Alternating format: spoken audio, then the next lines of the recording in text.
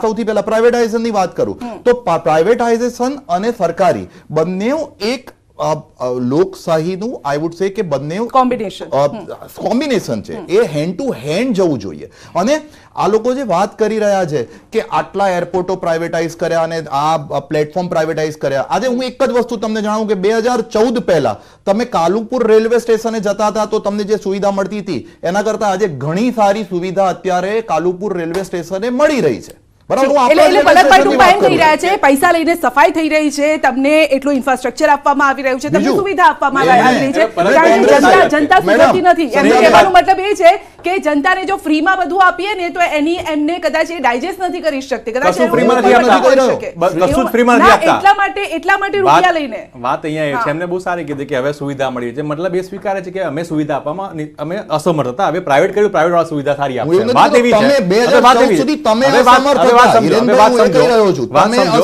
મારી પાસે એક કંપની છે અને પ્રોફિટમાં ચાલતી હોય તો હું એને વેચવા શું કામ કાઢું? આ વાત એકદમ ક્લિયર છે. આપણી પાસે હાલમાં પણ 2022ના ડિસેમ્બરમાં 25 એરપોર્ટો પ્રાઇવેટ કરવાની વાત એમને લોકસભામાં મૂકી છે અને થઈ જશે. બરોડાનું થશે, સુરતનું થશે, રાજકોટનું થશે. વાત એવી છે કે એમને બહુ સારી બજેટની વાત કરતા હોઈએ ત્યારે મેં હમણાં એક ટેલર નથી આવ્યો અને જે વાત કરીને ખરેખર જે આમ નાગરિકની વાત કહેવાય, ખરે દિલને સ્પર્શી ગઈ. આપણે તમને સંધ્યાબેન ખ્યાલ હશે કે પેન્ટમાં એક આપણે ખિસ્સી આવતું, ચોર ખિસ્સું આવતું હતું, જેમાં આપણે રૂપિયા મૂકી છે. મેં એને કીધું, ભાઈ અમારા નેક્સ્ટ પેન્ટ જ્યારે સીવડે એમાં મૂકજે ચોર ખિસ્સું. મને કે ભાઈ તમે કયા દુનિયામાં રહો છો? મને કે સાહેબ તમે કઈ દુનિયામાં જીવો છો? મેં કેમ શું થયું? મને કે હવે તો ધોળા દાડે સીધા ખિસ્સા પર આતંક લૂંટ થાય છે, હવે ચોર ખિસ્સાની ક્યાં જરૂરત જ છે? હું પેટ્રોલ પુરાવા જાઉં સાહેબ, ત્યાં આગળ હું ટેક્સ ભરવા જાઉં છું કે પેટ્રોલ ભરવા છું, મને ખબર નથી પડતી. બીજી વાત એમને બહુ સરસ કરી, મને કે હવે હું જ્યારે બાટલો મંગાવું, પહેલા 1000માં મારે 2 બાટલા આવતા હતા, આજે 1000 રૂપિયા ભરું તોય બાટલામાં બીજા 100 રૂપિયા આપવા પડે. એટલે આ જે ખરેખર એની જ્યારે વાત કરી ત્યારે મને ખરેખર આ સામાન્ય માણસની વાત છે કે આજે પેટ્રોલ ભરવામાં 60% ટેક્સ આપી દઈએ, આપણે પેટ્રોલ આટલું આવે અને જે 400 બાટલો ત્યાં 1200 થઈ ગયો. આ બધી ખરેખર વાત. હવે જે એમને બહુ વાત સરસ કરી એને રોજગારની વાત કરી, હું બેરોજગારીની વાત નહીં, મોંઘવારી પર વાત કરી, મોંઘવારી વાત કરી. મોંઘવારીનો ઇન્ફ્લેશન રેટ અત્યારે 6.1 ની આસપાસ ચાલી રહ્યો છે. હવે આપણી જીડીપી 6.1 ની ચાલી રહી છે. જે પ્રકારે આપણે સવલત આપવી જોઈએ હતી એ થઈ નથી. અને જીએસટીમાં તમે ઘણા વખતથી કે પેટ્રોલ જીએસટીમાં લાવીને ડાયનેમિક ફ્લુઇડ પોલિસી લાયા. આ બેન બહુ સમજવા જેવી વાત છે. ડાયનેમિક ફ્લુઇડ પોલિસી લાયા જેમાં એવું કહેવાતું હતું કે આંતરરાષ્ટ્રીયમાં જેવું ઘટશે તેલ એવું આપણને લાભ મળશે. છેલ્લા 7 મહિનામાં આપણે 33% ઘટાડો થયો છે આંતરરાષ્ટ્રીય ક્રૂડ ઓઇલમાં. 1 પૈસાનો સાહેબ ઓછો થયો નથી. આવી તો કઈ પોલિસી વાત? જવાબ લઈએ, સીધા રાજસ્થાનની વાત કરશે હમણાં. હું રાજસ્થાનની વાત નહીં કરું, હું એવી જૂની વાત નથી કરતો જેવા આક્ષેપબાજી કરી હતી. તો જનતાને સાચી વસ્તુ કહેવા માંગુ છું. સૌથી પહેલી વાત કરીએ, એમણે કીધું એ પ્રમાણે કે ભાઈ આજે ખિસ્સા ઉપર લૂંટ ચલાવવામાં આવે છે ડાયરેક્ટલી. તો જે લોકોએ કર ભરવા પાત્ર છે એના માટે સરકારે સારી મિકેનિઝમ કરી છે કે એક વસ્તુ સરકારની જાણમાં છે, એટલે કોઈ પણ કર ભરવાનો છે તો એ કર ભરવા માત્રમાંથી ચૂકી ના શકે, ને જેને નથી ભરવાનો એની પાસે ખોટી ઉઘરાણી પણ સરકારે બંધ કરી છે. અમે આજે સરકારી પ્રથા હતી, તમે જુઓ 2019માં વિત્ત મંત્રી શ્રી નિર્મલા સીતારામન લઈને આવ્યા છે ફેસલેસ અસેસમેન્ટ. જ્યારે ઇન્કમટેક્સમાં જવાની વાત હતી એ બંધ થઈ, અત્યારે બધું જ ટ્રાન્સપરન્ટ થઈ ગયું છે.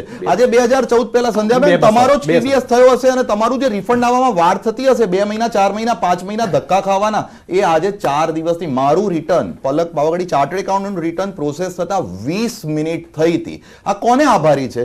ભારતીય જનતા પાર્ટીની કેન્દ્ર સરકારને અને ટેકનોલોજીને આભારી છે.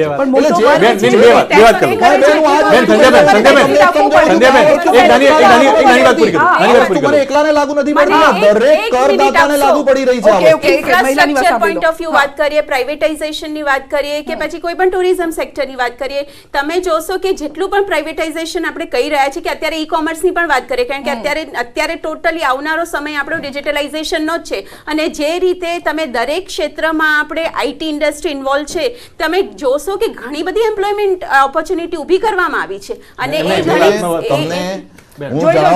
એ લોકસભા ટીવી સીધું જ પ્રસારણ. બસ હવે કેટલી મિનિટોની વાર છે, થોડીક જ મિનિટની આ વાર છે જ્યારે આ બજેટ રજૂ થશે અને તે અંગે અહીંયા થોડી ગરમાગરમી પણ જોવા મળી રહી છે. ફૂલ ગુલાબી ઠંડીની વચ્ચે અહીંયા ગરમાવો આવી ગયો છે, પરંતુ બજેટ કેવું હશે? ફૂલ ગુલાબી આ બજેટ હશે. પહેલી ફ્રેમ પણ અહીંયા જોઈ લો અને બજેટ બસ હવે થોડી ક્ષણોમાં રજૂ થશે, જે અંગે આપણે ચર્ચા કરી રહ્યા હતા. પલકભાઈ, હા, હું અહીંયા એક જ વસ્તુ જણાવવા માંગીશ કે જે મેં કહી રહ્યા છે કે ટેકનોલોજી તો દરેક ક્ષેત્રે ટેકનોલોજી છે. જે આગળ આપણે વાત કરી કે સ્ટાર્ટઅપને બેનિફિટ આપવો જોઈએ તો દરેક ક્ષેત્રે સ્ટાર્ટઅપને બેનિફિટ આપ્યો છે. સાહેબ કહી રહ્યા છે કે ઇન્કમ કમાવો એની ઉપર ટેક્સ ભરો ને એક્સપેન્ડિચર કરો એની ઉપર ટેક્સ ભરો. અત્યારે જીએસટી લાવ્યા છે. જીએસટી કાઉન્સિલમાં દરેક સ્ટેટનું રિપ્રેઝન્ટેશન છે અને પહેલા પણ વેટ અને સર્વિસ ટેક્સ ઓકે નિર્મલા સીતારમણજી, બસ હવે બજેટ રજૂ કરવા જઈ રહ્યા છે. જોઈએ કે આ હરખ આપનારું આ બજેટ હશે કે નહીં. સામાન્ય વર્ગ મિડલ ક્લાસ માટે આ કયા પ્રકારનું બજેટ હશે? આશા રાખીએ કે દરેક વર્ગને બેનિફિટ આપે એવું બજેટ હોય. Honorable Speaker, I present the budget for 2023-2024. This is the first budget in Amrit Kal. This budget hopes to build on the foundation laid in the previous budget and the blueprint drawn for India at 100. We envision a prosperous and inclusive India in which the fruits of development will reach all sections and citizens, especially our youth, women, farmers, OBCs, scheduled castes and scheduled tribes. In the 75th year of our independence, the world has recognized the Indian economy as a bright star. Our current year's economic growth is estimated to be at 7%. It is notable that this is the highest among all the major economies. This is in spite of the massive slowdown globally caused by COVID-19 and the war. The Indian economy is therefore on the right track and despite a time of challenges, heading towards a bright future. Today, as Indians stand with their head held high and the world appreciates India's achievements and successes, we are sure that elders who had fought for India's independence will with joy bless us in our endeavors going forward as well. Our focus on wide-ranging reforms and sound policies implemented through Sabka Prayas, resulting in Jan Bhagidari and targeted support to those in need, helped us perform well in trying times. India's rising global profile is because of the several accomplishments: unique world-class digital public infrastructure, example Aadhaar, CoWIN and UPI, COVID vaccination drive in unparalleled scale and speed, proactive role in frontier areas such as achieving the climate-related goals, Mission Life and National Hydrogen Mission. During the COVID-19 pandemic, we ensured that no one goes to bed hungry with a scheme to supply free food grains to over 80 crore persons for 28 months. Continuing our commitment to ensure food and nutritional security, we are implementing from 1st January 2023 a scheme to supply free food grain to all Antyodaya and priority households for the next 1 year. Under PM Garib Kalyan Anna Yojana, the entire expenditure of about 2 lakh crore will be borne by the central government. In these times of global challenges, the G20 presidency gives us a unique opportunity to strengthen India's role in the world economic order. With the theme of Vasudhaiva Kutumbakam, we are steering an ambitious, people-centric agenda to address global challenges and to facilitate sustainable economic development. The government's efforts since 2014 have ensured for all citizens a better quality of life and life of dignity. The per capita income has more than doubled to 1.97 lakh rupees. In these 9 years, the Indian economy has increased in size from being 10th to 5th largest in the world.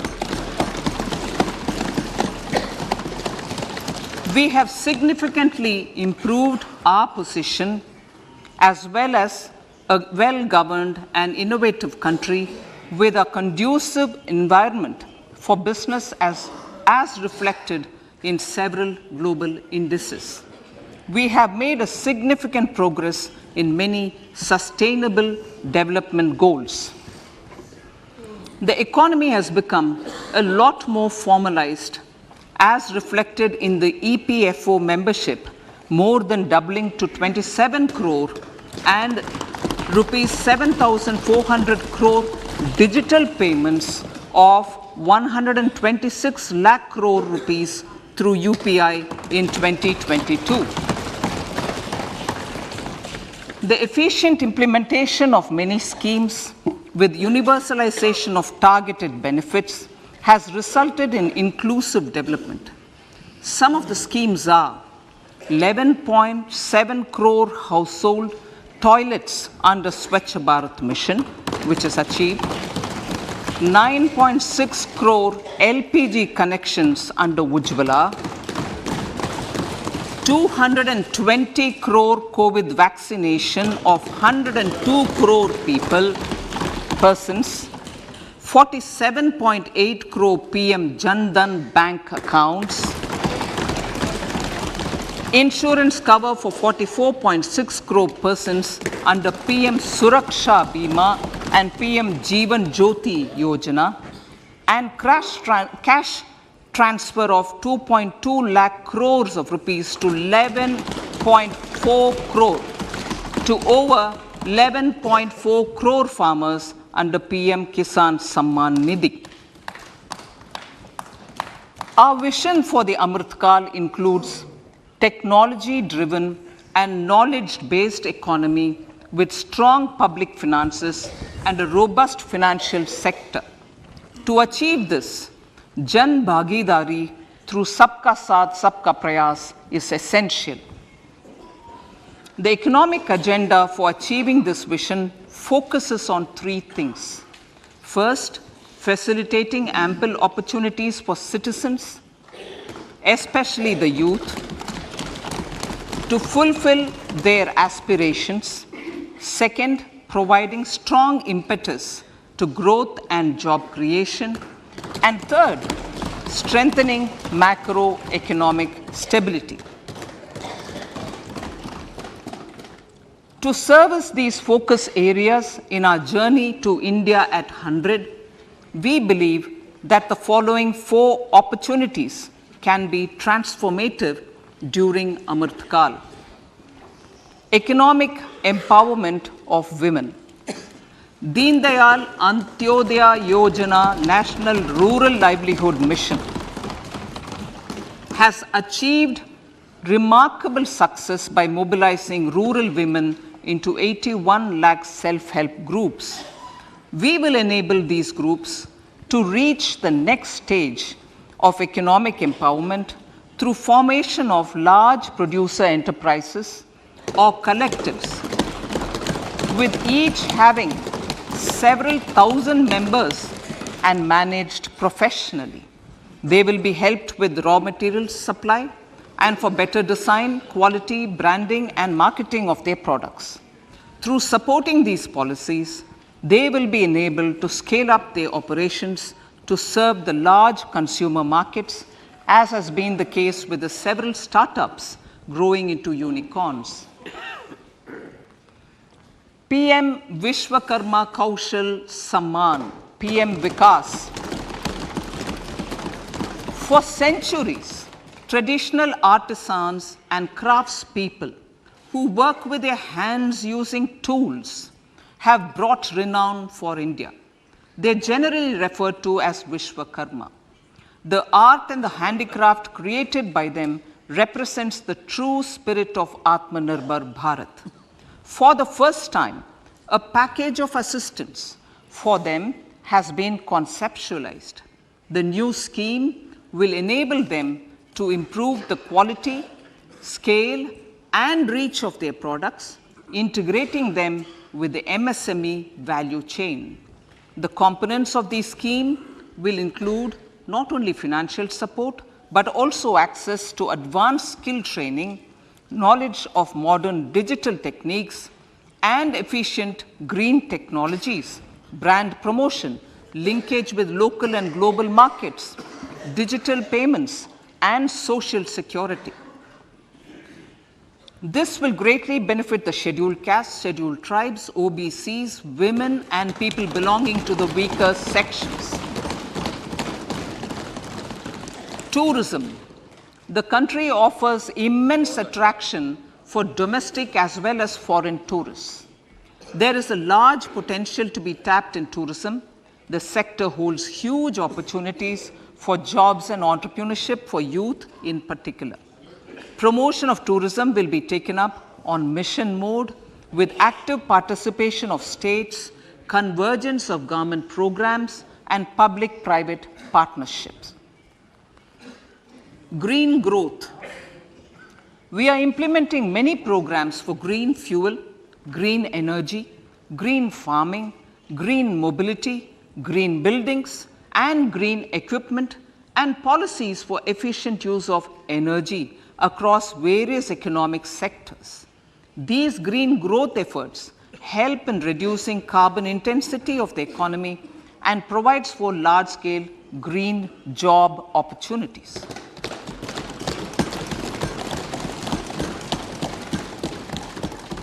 Priorities of this budget. The budget adopts the following 7 priorities. They complement each other and act as the Saptarishi guiding us through the Amritkal.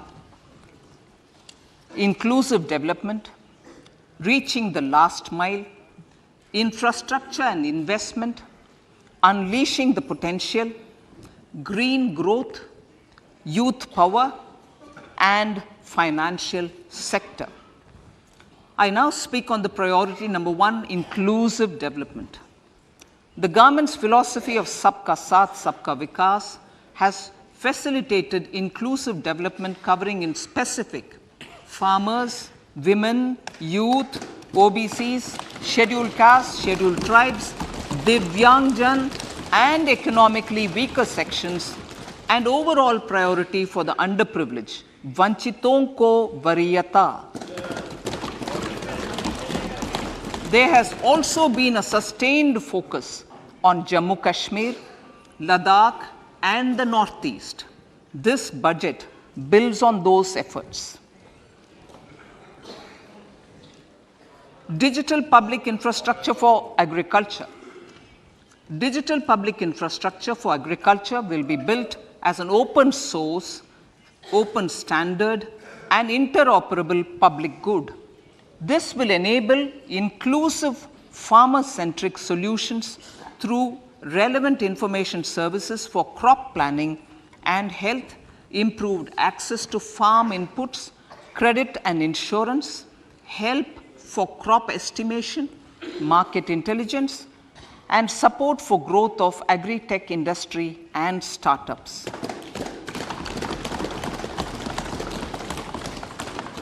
An agriculture accelerator fund. An agriculture accelerator fund will be set up to encourage agri startups by young entrepreneurs in rural areas. The fund will aim at bringing innovative and affordable solutions for challenges faced by farmers. It will also bring in modern technologies to transform agricultural practices, increase productivity and profitability. To enhance the productivity of extra long staple cotton, we will adopt a cluster-based and value chain approach through public-private partnerships. This will mean collaboration between farmers, state, and industry for input supplies, extension services, and market linkages. We will launch an Atmanirbhar Clean Plant program to boost availability of disease-free quality planting material for high-value horticultural crops at an outlay of 2,200 crores. Global hub for millets which are Sri Anna. India is the forefront. India is at the forefront of popularizing millets, whose consumption furthers nutrition, food security, and welfare of farmers, said the Honorable Prime Minister. We are the largest producer and second largest exporter of Sri Anna in the world. We grow several types of Sri Anna, such as Sri Anna Jowar, Sri Anna Ragi, Sri Anna Bajra, Sri Anna Kutu, Ramdana, Kangni, Kutni, Kutki, Kodo, China, and Sama. These have a number of health benefits and have been an integral part of our food for centuries. I acknowledge with pride the huge service done by small farmers in contributing to the health of fellow citizens by growing these Sri Anna. Now, to make India a global hub for Sri Anna, the Indian Institute of Millet Research, ideally Indian Institute of the Sri Anna Research, Hyderabad, will be supported as the center of excellence for sharing best practices, research, and technologies at the international level. The agricultural credit target will be increased to 20 lakh crores with focus on animal husbandry, dairy, and fisheries. We will launch a new sub-scheme of PM Matsya Sampada Yojana, which is an existing scheme, but we'll launch a new sub-scheme with targeted investment of 6,000 crores to further enable activities of fishermen, fish vendors, and micro and small entrepreneurs, improve value chain efficiencies, and expand the market. For farmers, especially small and marginal farmers and other marginalized sections, the government is promoting cooperative-based economic development model. A new Ministry of Cooperation was formed with a mandate to realize the vision of Sahkar se Samriddhi.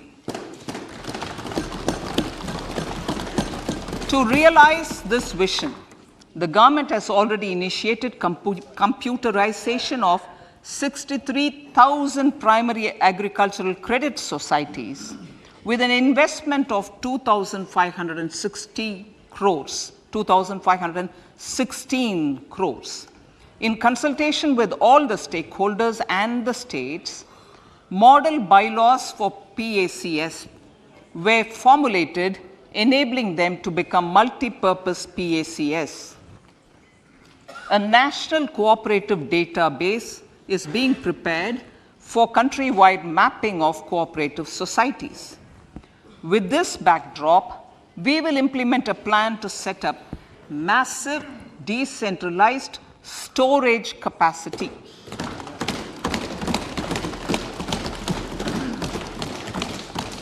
This will help farmers store their produce and realize remunerative prices through sale at appropriate times.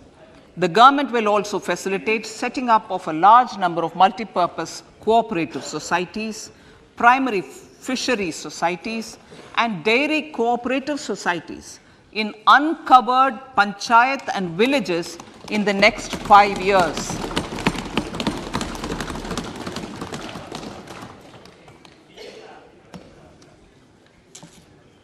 Health, education, and skilling.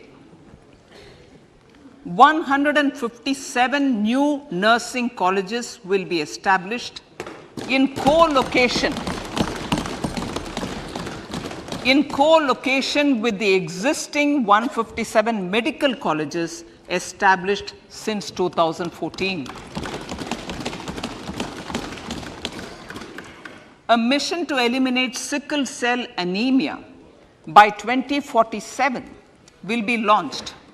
It will entail awareness creation, universal screening of 7 crore people in the age group of 0 to 40 years in affected tribal areas, and counseling through collaborative efforts of central ministries and state governments.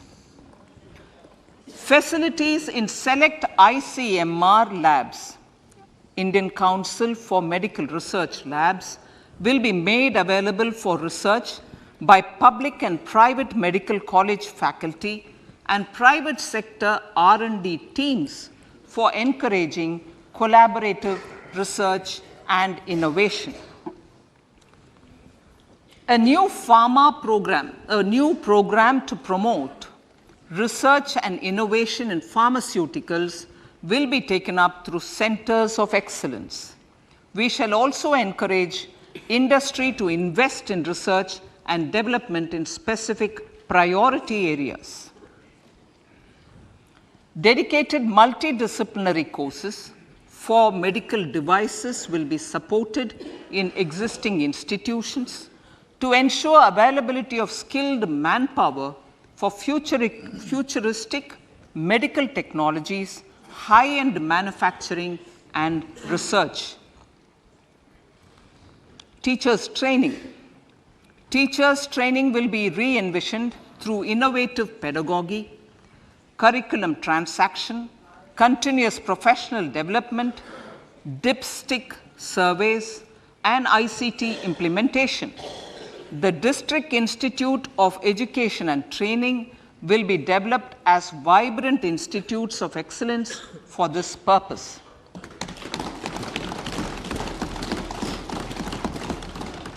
National Digital Library for Children and Adolescents.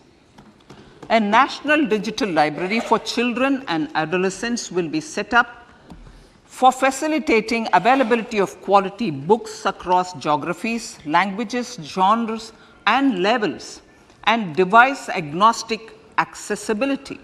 States will be encouraged to set up physical libraries for them at panchayat and ward levels and provide infrastructure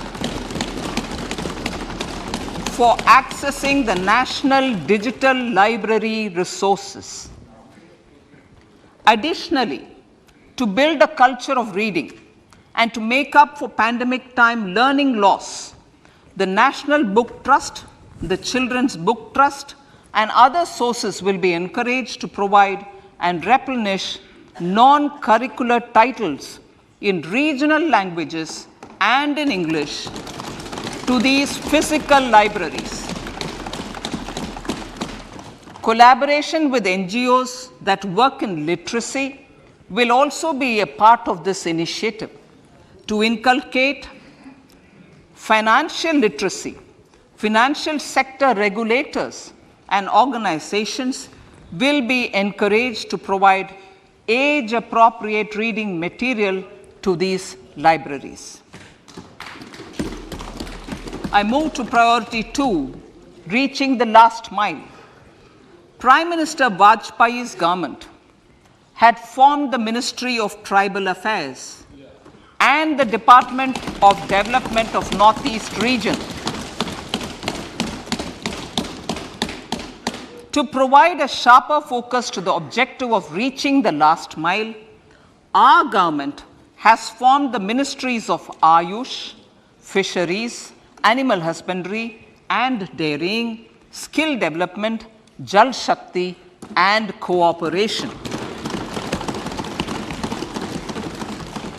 Building on the success of the Aspirational Districts program, the government has recently launched the Aspirational Blocks program, covering 500 blocks for saturation of essential government services across multiple domains such as health, nutrition, education, agriculture, water resources, financial inclusion, skill development, and basic infrastructure. Manya Speaker, sir, Pradhan Mantri PBTG, which is primitive, vulnerable tribal groups development mission is being launched. To improve socio-economic conditions of the particularly vulnerable tribal groups, the PVTGs as we refer them to, Pradhan Mantri PVTG Development Mission will be launched. This will saturate PVTG families and habitations with basic facilities such as safe housing, clean drinking water and sanitation, improved access to education, health, nutrition, road and telecom connectivity, and sustainable livelihood opportunities. An amount of 15,000 crores will be made available to implement the mission in the next 3 years under the Development Action Plan for the Scheduled Tribes. Ekalavya Model Residential Schools. In the next 3 years, Center will recruit 38,800 teachers and support staff for the 740 Ekalavya Model Residential Schools, which is serving 3.5 lakh tribal students.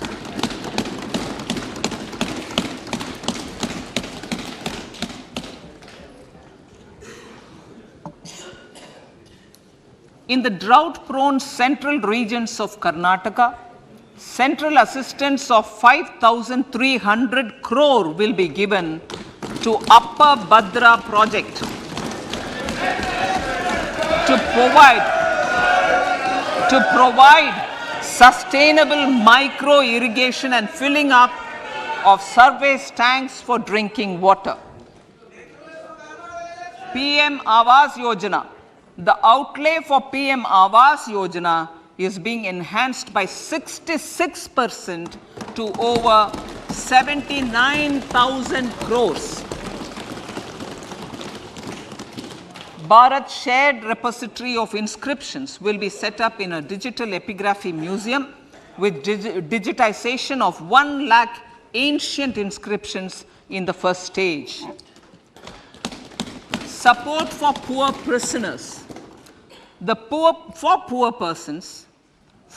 poor persons who are in prisons and unable to afford the penalty or the bail amount, required financial support will be provided. Priority number 3, infrastructure and investment. Investments in infrastructure and productive capacity have a large multiplier impact on growth and employment. After the subdued period of the pandemic, private investments are growing again. The budget takes the lead once again to ramp up the virtuous cycle of investment and job creation. Honorable Speaker, sir, the capital investment outlay is being increased steeply for the 3rd year in a row by 33% to 10 lakh crores, which would be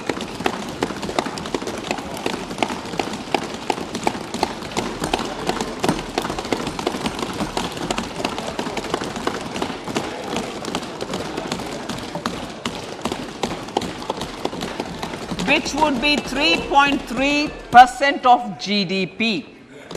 This will almost be 3 times the outlay made in 2019-20.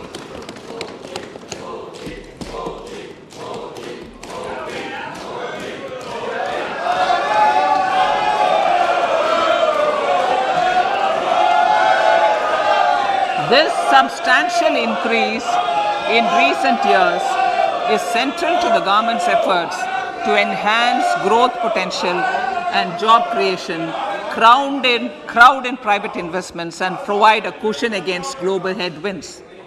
The direct capital investment by the center is complemented by the provision made for creation of capital assets through grants and aids to state.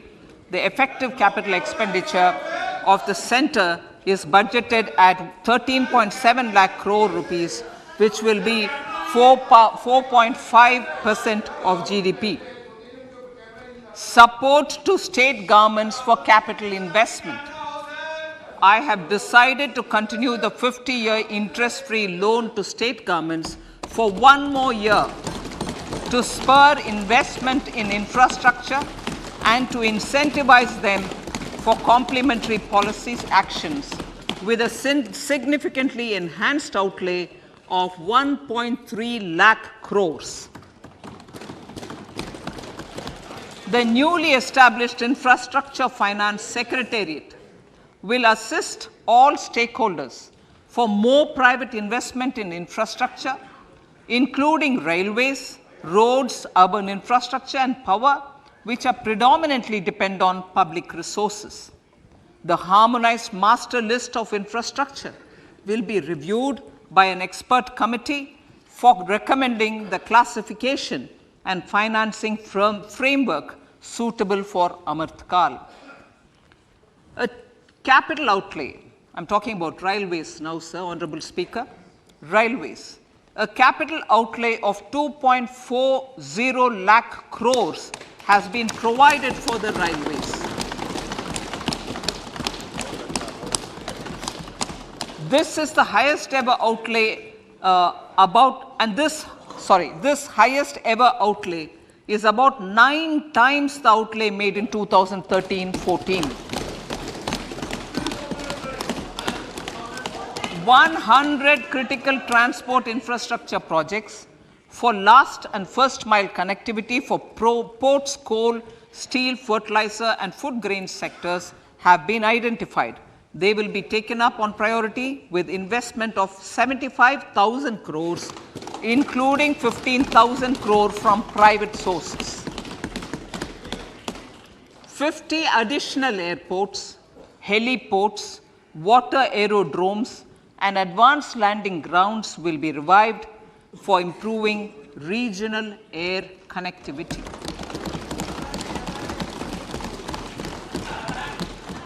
Sustainable cities for tomorrow.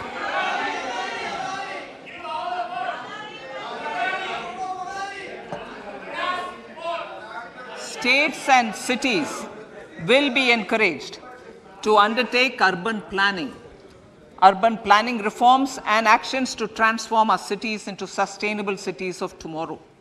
This means efficient use of land resources, adequate resources for urban infrastructure, transit-oriented development, enhanced availability and affordability of urban land and opportunities for all. Through property tax governance reforms and ring-fencing user charges on urban infrastructure, cities will be incentivized to improve their creditworthiness for municipal bonds. Like the RIDF, an urban infrastructure development fund will be established through use of priority sector lending shortfall. This will be managed by the National Housing Bank and will be used by public agencies to create urban infrastructure in Tier 2 and Tier 3 cities. States will be encouraged to leverage resources from the grants of the 15th Finance Commission as well as existing schemes to adopt appropriate user charges while accessing the UIDF. We expect to make available 10,000 crore rupees per annum for this purpose.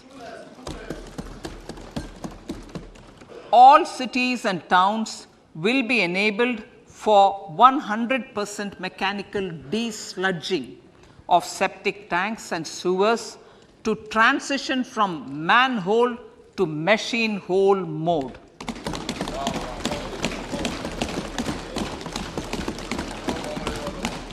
Enhanced focus will be provided for scientific management of dry and wet waste. Honorable Speaker, sir, our Prime Minister had said, good governance is the key to a nation's progress. Our government is committed to providing a transparent and accountable administration which works for the betterment and welfare of common citizens. Mission Karma Yogi. Under Mission Karma Yogi, Center, states and the union territories are making and implementing capacity building plans for civil servants. The government has also launched an integrated online training platform, I Got Karma Yogi, to provide continuous learning opportunities for lakhs of government employees to upgrade their skills and facilitate people-centric approach. Sir, for enhancing ease of doing business, more than 39,000 compliances have been reduced and more than 3,400 legal provisions have been decriminalized. For furthering the trust-based governance, we have introduced the Jan Vishwas Bill to amend 42 central acts. This budget proposes a series of measures to unleash the potential of our economy. Centers of Excellence for Artificial Intelligence. For realizing the vision of Make AI in India and Make AI Work for India, 3 centers of excellence for artificial intelligence will be set up in top educational institutions. Leading industry players will partner in conducting interdisciplinary research, develop cutting-edge applications, and scalable problem solutions in the areas of agriculture, health, and sustainable cities. This will galvanize an effective AI ecosystem and nurture quality human resources in the field. National Data Governance Policy to unleash innovation and research by startups and academia. A national data governance policy will be brought out. This will enable access to anonymized data. The KYC process will be simplified, adopting a risk-based instead of one-size-fits-all approach. The financial sector regulators will also be encouraged to have a KYC system fully amenable to meet the needs of digital India. One-stop solution for identity and address updating. A one-stop solution for reconciliation and updating of identity and address of individuals maintained by various government agencies, regulators, and regulated entities will be established using DigiLocker service and Aadhaar as foundational identity. Speaker, sir, common business identifier. For the business establishments required to have a permanent account number, the PAN will be used as the common identifier for all digital systems of specified government agencies. This will bring ease of doing business and it will be facilitated through a legal mandate. For obviating the need for separate submission of same information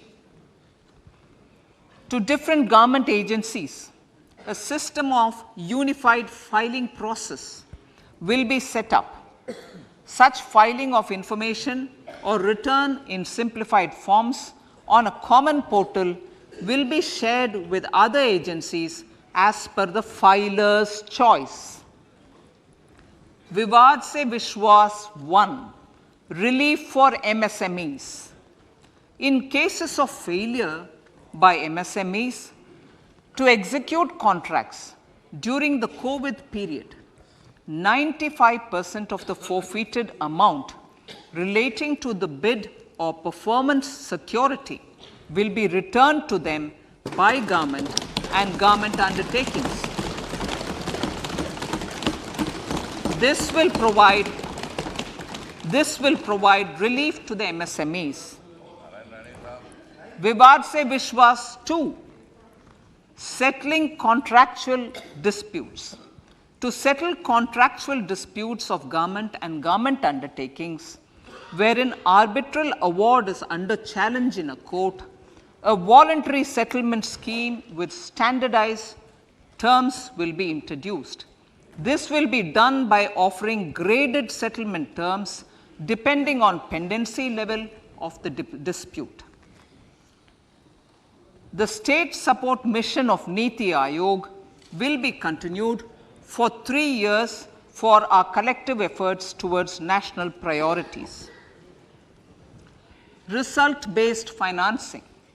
To better allocate scarce resources for competing development needs, the financing of select schemes will be changed on a pilot basis from input-based to result-based. E-courts. For efficient administration of justice, Phase 3 of e-courts projects Phase 3 of the e-courts project will be launched with an outlay of 7,000 crores.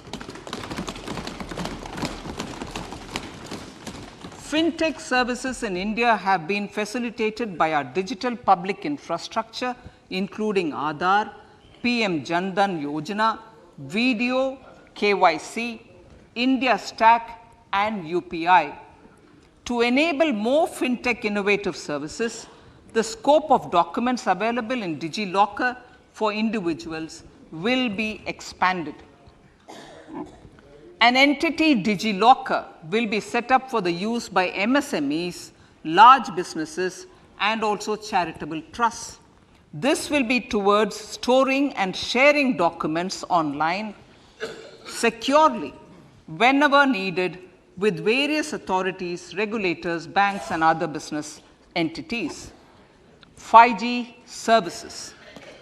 100 labs for developing applications using 5G services will be set up in engineering institutions.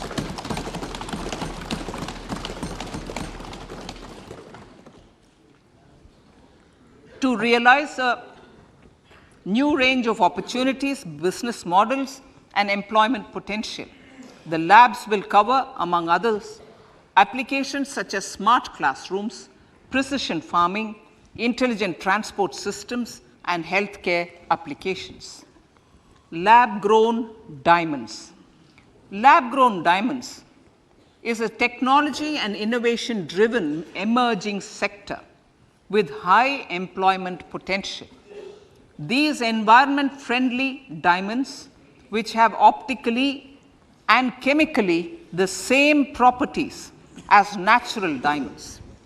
To encourage indigenous production of LGD, lab-grown diamond seeds and machines, and to reduce import dependency, a research and development grant will be provided to one of the IITs for 5 years. To reduce the cost of production, a proposal to review the custom duty on LGD seeds will be indicated in Part B of the speech. I come to the fifth priority, Honorable Speaker, sir, green growth. Honorable Prime Minister has given a vision for life or lifestyle for environment to spur a movement of environmentally conscious lifestyle. India is moving forward firmly for the Panchamrit, the net zero carbon emission by 2070 to usher in green industrial and economic transition. This budget builds on our focus on green growth. The recently launched National Green Hydrogen Mission, with an outlay of 19,700 crores, will facilitate transition of the economy to low carbon intensity, reduce dependence on fossil fuel imports, and make the country assume technology and market leadership in this sunrise sector. Our target is to reach an annual production of 5 MMT by 2030. Energy transition. This budget provides for 35,000 crores for priority capital investment towards energy transition and net zero objectives and energy security by Ministry of Petroleum and Natural Gas. To steer the economy on sustainable development path, battery energy storage systems with capacity of 4,000 MWH will be supported with viability gap funding. A detailed framework for pumped storage projects will also be formulated. Renewable energy evacuation. The interstate transmission system for evacuation and grid integration of 13 gigawatt renewable energy from Ladakh will be constructed with investment of 20,700 crore, including central support of 8,300 crores. Green credit program. For encouraging behavioral change, a green credit program will be notified under the Environment Protection Act. This will incentivize environmentally sustainable and responsive actions by companies, individuals, and local bodies, and help mobilize additional resources for such activities. PM Program for Restoration, Awareness, Nourishment, and Amelioration of Mother Earth, PM Pranam, will be launched to incentivize states and union territories to promote alternative fertilizers and balanced use of chemical fertilizers. Go Bardhan scheme. 500 new waste to wealth plants under Go Bardhan, galvanizing organic bio-agro resources done. Go Bardhan scheme will be established for promoting circular economy. These will include 200 compressed biogas plants, including 75 plants in urban areas, and 300 community or cluster-based plants at a total investment of 10,000 crores. I will refer to this in part B also. In due course, a 5% CBG mandate will be introduced for all organizations marketing natural and biogas. For collection of biomass and distribution of biomanure, appropriate fiscal support will also be provided. Bharatiya Prakritik Kheti Bio Input Resource Centers. Over the next 3 years, we will facilitate 1 crore farmers to adopt natural farming. For this, Honorable Speaker, 10,000 bio input resource centers will be set up, creating a national level distributed micro fertilizer and pesticide manufacturing network. Mishti.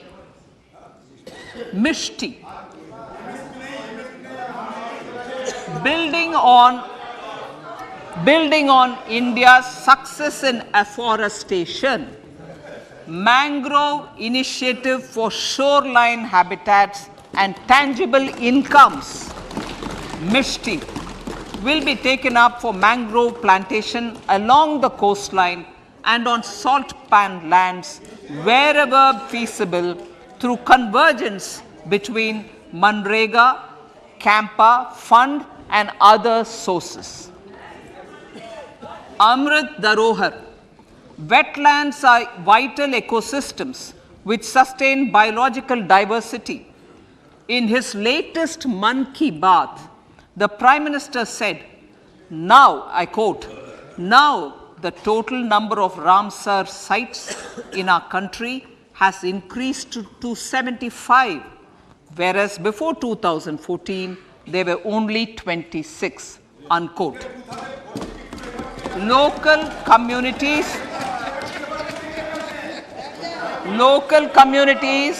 have always been at the forefront of conservation efforts. The government will promote their unique conservation values through Amrit Dharohar, a scheme that will be implemented over the next 3 years to encourage optimal use of wetlands and enhance biodiversity, carbon stock, ecotourism opportunities, and income generation for local communities. Coastal shipping. Coastal shipping will be promoted as the energy efficient and lower cost mode of transport, both for passengers and freight, through PPP mode with viability gap funding. Vehicle replacement. Vehicle replacement is an important continuing policy, replacing the old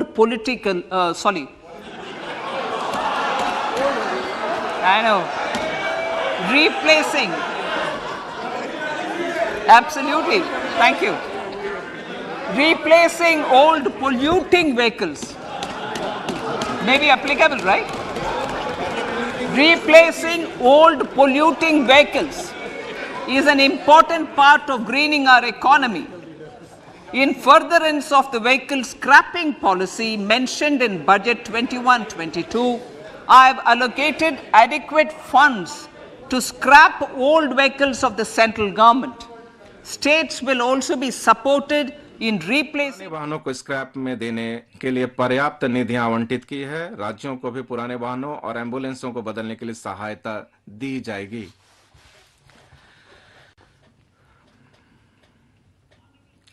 माननीय अध्यक्ष महोदय, अब मैं प्राथमिकता 6 पर आती हूं। युवा शक्ति। हमारे युवाओं को सशक्त करने के लिए और अमृत पीढ़ी के सपने को साकार करने में मदद करने के लिए हमने कौशल वर्धन पर केंद्रित राष्ट्रीय शिक्षा नीति तैयार की है। बड़े पैमाने पर रोजगार सृजन में सहायक आर्थिक नीतियां अपनाई हैं और व्यवसाय के अवसरों का समर्थन किया है। प्रधानमंत्री कौशल विकास योजना 4 अगले 3 वर्षों में लाखों युवाओं को कौशल प्रदान करने के लिए प्रधानमंत्री कौशल विकास योजना 4.0 शुरू की जाएगी। ऑन जॉब प्रशिक्षण, उद्योग साझेदारी और उद्योग की जरूरतों के साथ पाठ्यक्रमों के संरेखन पर जोर दिया जाएगा। यह योजना इंडस्ट्री 4.0 जैसे कोडिंग, एआई, कृत्रिम बुद्धिमत्ता, robotics, mechatronics, IoT, 3D printing, ड्रोनों और सॉफ्ट स्किल जैसे नए युग के पाठ्यक्रमों को शामिल करेगी। युवाओं को अंतर्राष्ट्रीय अवसरों के लिए कौशल प्रदान करने हेतु अलग अलग राज्यों में 30 स्किल इंडिया इंटरनेशनल सेंटर स्थापित किए जाएंगे। निम्नलिखित लक्ष्य हासिल करने के लिए एकीकृत स्किल इंडिया डिजिटल प्लेटफॉर्म की शुरुआत कर कौशल वर्धन हेतु डिजिटल तंत्र को और विस्तार प्रदान किया जाएगा। मांग आधारित औपचारिक कौशल वर्धन सक्षम करने, एमएसएमई सहित नियोक्ताओं के साथ जोड़ने और उद्यमिता योजनाओं की सुलभता सुगम करने के लिए अखिल भारतीय राष्ट्रीय प्रशिक्षुता प्रोत्साहन योजना के अंतर्गत 3 वर्षों में 47 लाख युवाओं को वृत्तिका सहायता प्रदान करने के लिए डायरेक्ट बेनिफिट ट्रांसफर शुरू किया जाएगा। पर्यटन। माननीय अध्यक्ष महोदय, एक एकीकृत और नवोन्मेषी दृष्टिकोण से कम 50 गंतव्यों का चैलेंज मोड से चयन किया जाएगा। इसके अलावा पर्यटक अनुभव को संवर्धित करने के लिए प्रत्यक्ष connectivity, virtual connectivity, tourist guide, food street और पर्यटक सुरक्षा के उच्च मानक जैसे पहलुओं के अलावा सभी प्रासंगिक पहलुओं को एक ऐप पर उपलब्ध करवाया जाएगा। प्रत्येक गंतव्य को एक संपूर्ण पैकेज के रूप में विकसित किया जाएगा। पर्यटन विकास का फोकस घरेलू पर्यटकों और साथ ही साथ विदेशी पर्यटकों पर होगा।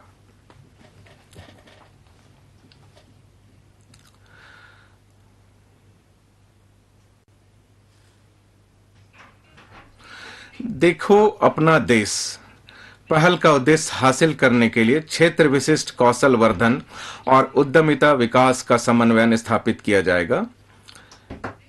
यह मध्यम वर्ग के नागरिकों को विदेशी पर्यटन के बदले घरेलू पर्यटन को प्राथमिकता देने की प्रधानमंत्री की अपील से शुरू की गई थी। थीम आधारित पर्यटन सर्किटों के एकीकृत विकास के लिए स्वदेश दर्शन योजना शुरू की गई थी। वाइब्रेंट विलेज प्रोग्राम के अंतर्गत सीमावर्ती गांवों में पर्यटन के बुनियादी ढांचों का विकास किया जाएगा और पर्यटन सुविधाएं प्रदान की जाएंगी। यूनिटी मॉल राज्यों को उनके स्वयं के ODOP एक जिला एक उत्पाद, GI उत्पाद और अन्य हस्तशिल्प उत्पादों को बढ़ावा देने के लिए और उनकी बिक्री करने के लिए और शेष राज्यों के ऐसे उत्पादों को स्थान उपलब्ध करवाने के लिए अपनी अपनी राजधानियों में या सबसे प्रमुख पर्यटन केंद्र पर या उनकी वित्तीय राजधानी में एक यूनिटी मॉल स्थापित करने के लिए प्रोत्साहित किया जाएगा। महोदय, प्राथमिकता 7 वित्तीय क्षेत्र। वित्तीय क्षेत्र में किए गए हमारे सुधार कार्यों और प्रौद्योगिकी के नवोन्मेषी उपयोग से बड़े पैमाने पर वित्तीय समावेशन हो पाया है। सेवा डिलीवरी बेहतर और त्वरित हो गई है। ऋण उपलब्धता और वित्तीय बाजारों में प्रतिभागिता सुगम हो गई है। यह बजट इन सुधारों को जारी रखने का प्रस्ताव करता है। MSME के लिए ऋण गारंटी। पिछले वर्ष मैंने MSME के लिए ऋण गारंटी योजना को नवीकृत करने का प्रस्ताव दिया था। मुझे यह घोषणा करते हुए खुशी हो रही है कि कॉर्पस में 9,000 करोड़ जोड़कर नवीकृत योजना को 1 अप्रैल 2023 से शुरू किया जाएगा।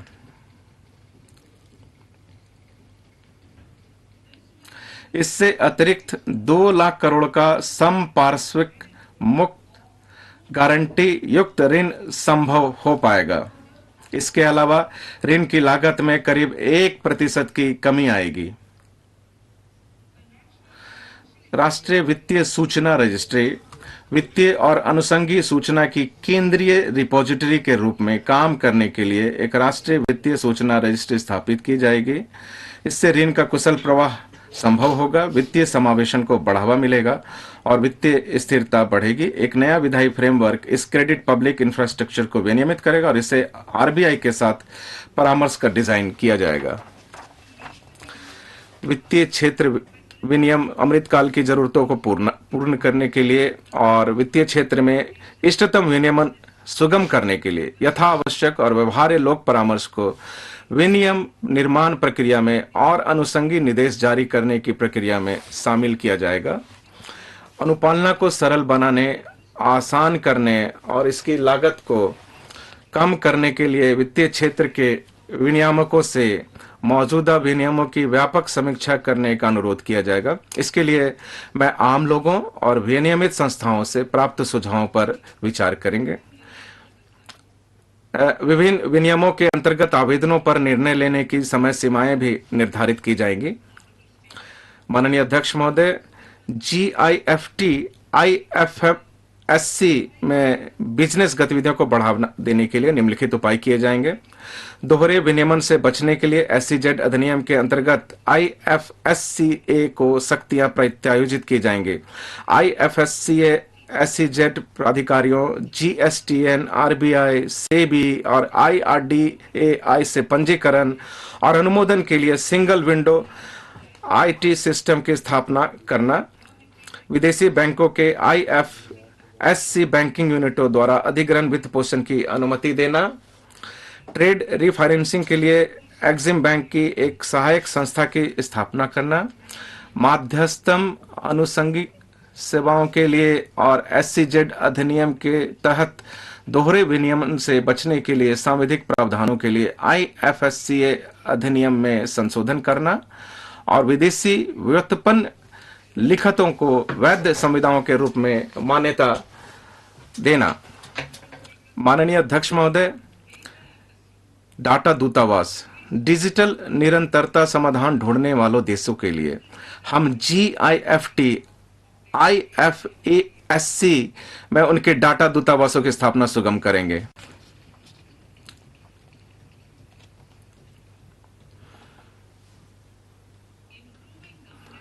बैंकिंग क्षेत्र में शासन व्यवस्था और निवेशक संरक्षण में सुधार लाना। बैंक शासन व्यवस्था में सुधार लाने के लिए और निवेशक संरक्षण बढ़ाने के लिए बैंककारी विनियमन अधिनियम, बैंककारी कंपनी अधिनियम और भारतीय रिजर्व बैंक अधिनियम में कुछ एक संशोधनों का प्रस्ताव किया गया है। In securities market, प्रतिभूति बाजार में क्षमता निर्माण। माननीय अध्यक्ष महोदय, प्रतिभूति बाजार में कार्य निष्पादकों और पेशेवरों की क्षमता निर्माण हेतु राष्ट्रीय प्रतिभूति बाजार संस्थान में शिक्षा हेतु मानदंड और स्तर तैयार करने, विनियमित करने, बनाए रखने और प्रवर्तित करने के लिए और डिग्री, डिप्लोमा और सर्टिफिकेट को मान्यता प्रदान करने हेतु सेबी को सशक्त किया जाएगा। a central data processing केंद्रीय डाटा संसाधन केंद्र। कंपनी अधिनियम के अंतर्गत फील्ड कार्यालयों में दाखिल विभिन्न फर्मों को केंद्रीयकृत प्रबंधन के माध्यम से कंपनियों के त्वरित रिस्पांस के लिए एक केंद्रीय डाटा संसाधन केंद्र की स्थापना की जाएगी। शेयरों और लाभांशों का पुनः दावा। निवेशक शिक्षा और संरक्षक निधि प्राधिकरण से निवेशक अदावी शेयरों और अप्रदत्त लाभांशों का आसानी से पुनः दावा कर सके, इसके लिए एक एकीकृत आईटी पोर्टल स्थापित किया जाएगा। IT portal will be established. Digital payments continue to find wide acceptance. Digital भुगतान को व्यापक स्वीकृति मिलना जारी है। वर्ष 2022 में इनमें लेन देन में 76% की और मूल्य में 51% की वृद्धि हुई है। इस डिजिटल पब्लिक इंफ्रास्ट्रक्चर के लिए राजकोषीय सहायता वर्ष 2023-24 में भी जारी रखी जाएगी। आजादी का अमृत महोत्सव, महिला सम्मान बचत पत्र। आजादी का अमृत महोत्सव के स्मरण स्वरूप मार्च 2025 तक 2 वर्ष की अवधि के लिए एक कालिक नई लघु बचत योजना महिला सम्मान बचत प्रमाण पत्र उपलब्ध कराया जाएगा। 2025. This will offer यह महिलाओं या बालिकाओं के नाम पर आंशिक आहरण विकल्प के साथ 2 वर्षों की अवधि के लिए 7.5% की नियत ब्याज दर पर 2 लाख तक की जमा सुविधा का प्रस्ताव देगा। वरिष्ठ नागरिक बचत योजना के लिए अधिकतम जमा सीमा को 15 लाख रुपए से बढ़ाकर 30 लाख रुपए कर दिया जाएगा। मासिक आय खाता स्कीम के लिए अधिकतम जमा सीमा को एकल खाते के लिए 4.5 लाख रुपए से बढ़ाकर 9 लाख और संयुक्त खाते के लिए 9 लाख रुपए से बढ़ाकर 15 लाख रुपए कर दिया जाएगा। Honorable Speaker, sir, माननीय अध्यक्ष महोदय, राजकोषीय प्रबंधन। राज्यों को 50 वर्षों के लिए ब्याज मुक्त ऋण। राज्यों के नियमित संपूर्ण 50 वर्षीय ऋण को वर्ष 2023-24 के अंदर पूंजीगत व्यय पर खर्च किए जाने हैं। इनमें से अधिकांश ऋण व्यय राज्यों के विवेक पर निर्भर करेंगे, परंतु इस ऋण का एक हिस्सा उनके द्वारा वास्तविक पूंजी व्यय को बढ़ाने की शर्त पर दिया जाएगा। इस परिव्यय के हिस्से निम्नलिखित प्रयोजनों के लिए भी जोड़े या आवंटित किए जाएंगे: पुराने सरकारी वाहनों की स्क्रैपिंग, शहरी आयोजना सुधार और कार्रवाइयां, शहरी स्थानीय निकायों में वित्तीय सुधार ताकि उनमें नगरपालिका बैंडों के लिए साख बन सके, पुलिस स्टेशनों के ऊपर या उसके भाग के रूप में पुलिस कर्मियों के लिए आवास सुविधा, यूनिटी मॉल का निर्माण, बाल और किशोर पुस्तकालयों को डिजिटल इंफ्रास्ट्रक्चर और केंद्रीय स्कीमों के पूंजीगत व्यय में राज्य का हिस्सा।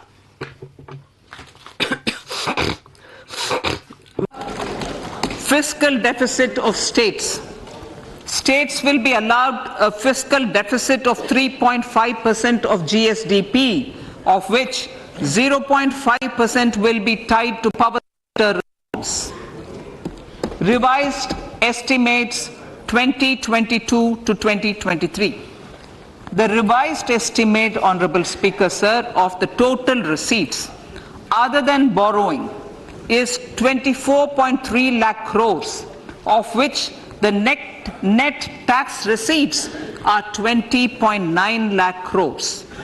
The revised estimate of the total expenditure is 41.9 lakh crores of rupees, of which the capital expenditure is about 7.3 lakh crores. The revised estimate of the fiscal deficit is 6.4% of GDP, adhering to the budget estimate. 2023-24 budget अनुमान वर्ष 2023-24। वर्ष 2023-24 में कुल प्राप्तियां और कुल व्यय क्रमशः 27.2 लाख करोड़ और 45 लाख करोड़ होने का अनुमान लगाया गया है। निवल कर प्राप्तियां 23.3 लाख करोड़ रहने का अनुमान है। राजकोषीय घाटा जीडीपी के 5.9% रहने का अनुमान है।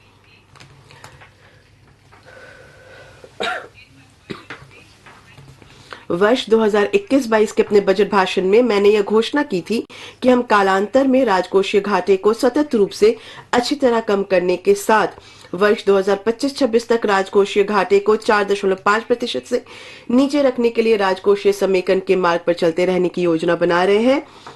हमने इस मार्ग का अनुसरण करना जारी रखा है और मैं अपना इरादा दोहराती हूं कि हम वर्ष 2025-26 तक राजकोषीय घाटे को जीडीपी के 4.5% के नीचे ले आएंगे। To finance the fiscal deficit, वर्ष 2023-24 में राजकोषीय घाटे का वित्त पोषण करने के लिए दिनांकित प्रतिभूतियों से निवल बाजार उधारियां 11.8 लाख करोड़ रुपए होने का अनुमान लगाया गया है।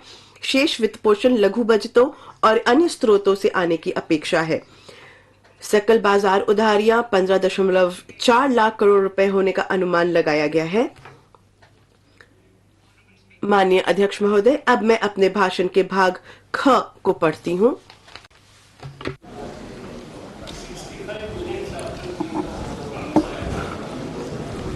indirect taxes.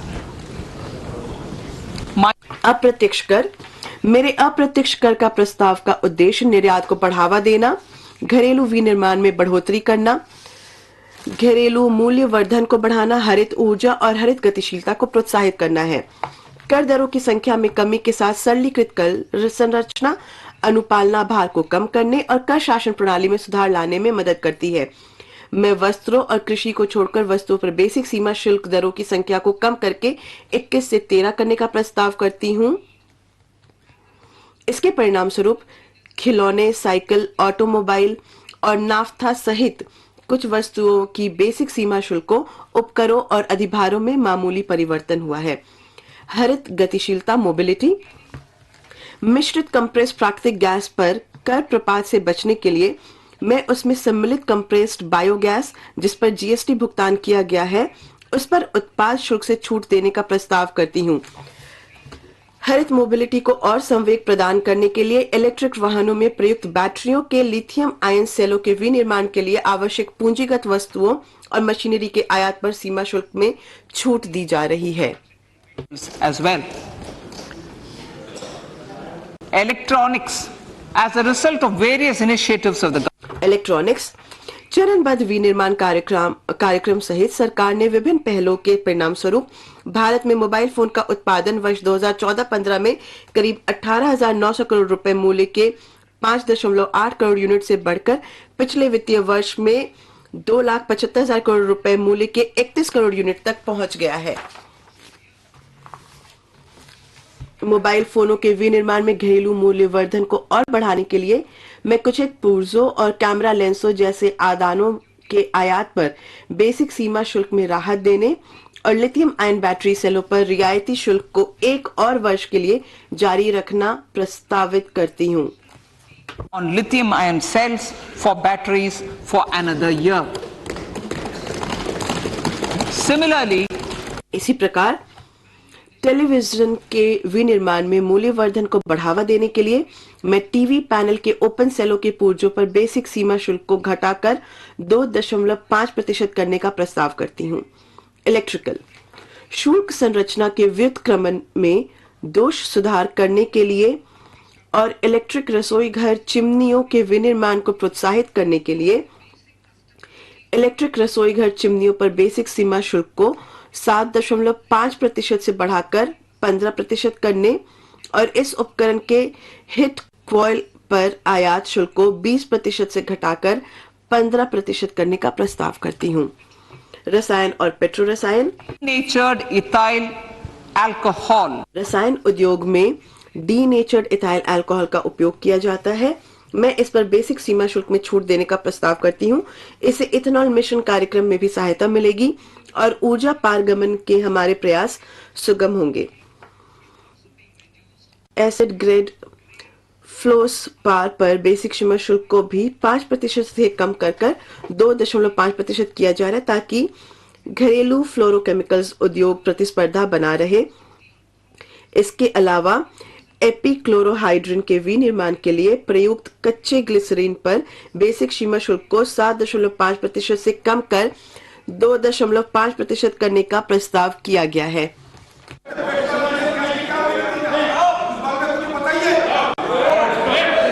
Marine products. In the last marine उत्पाद।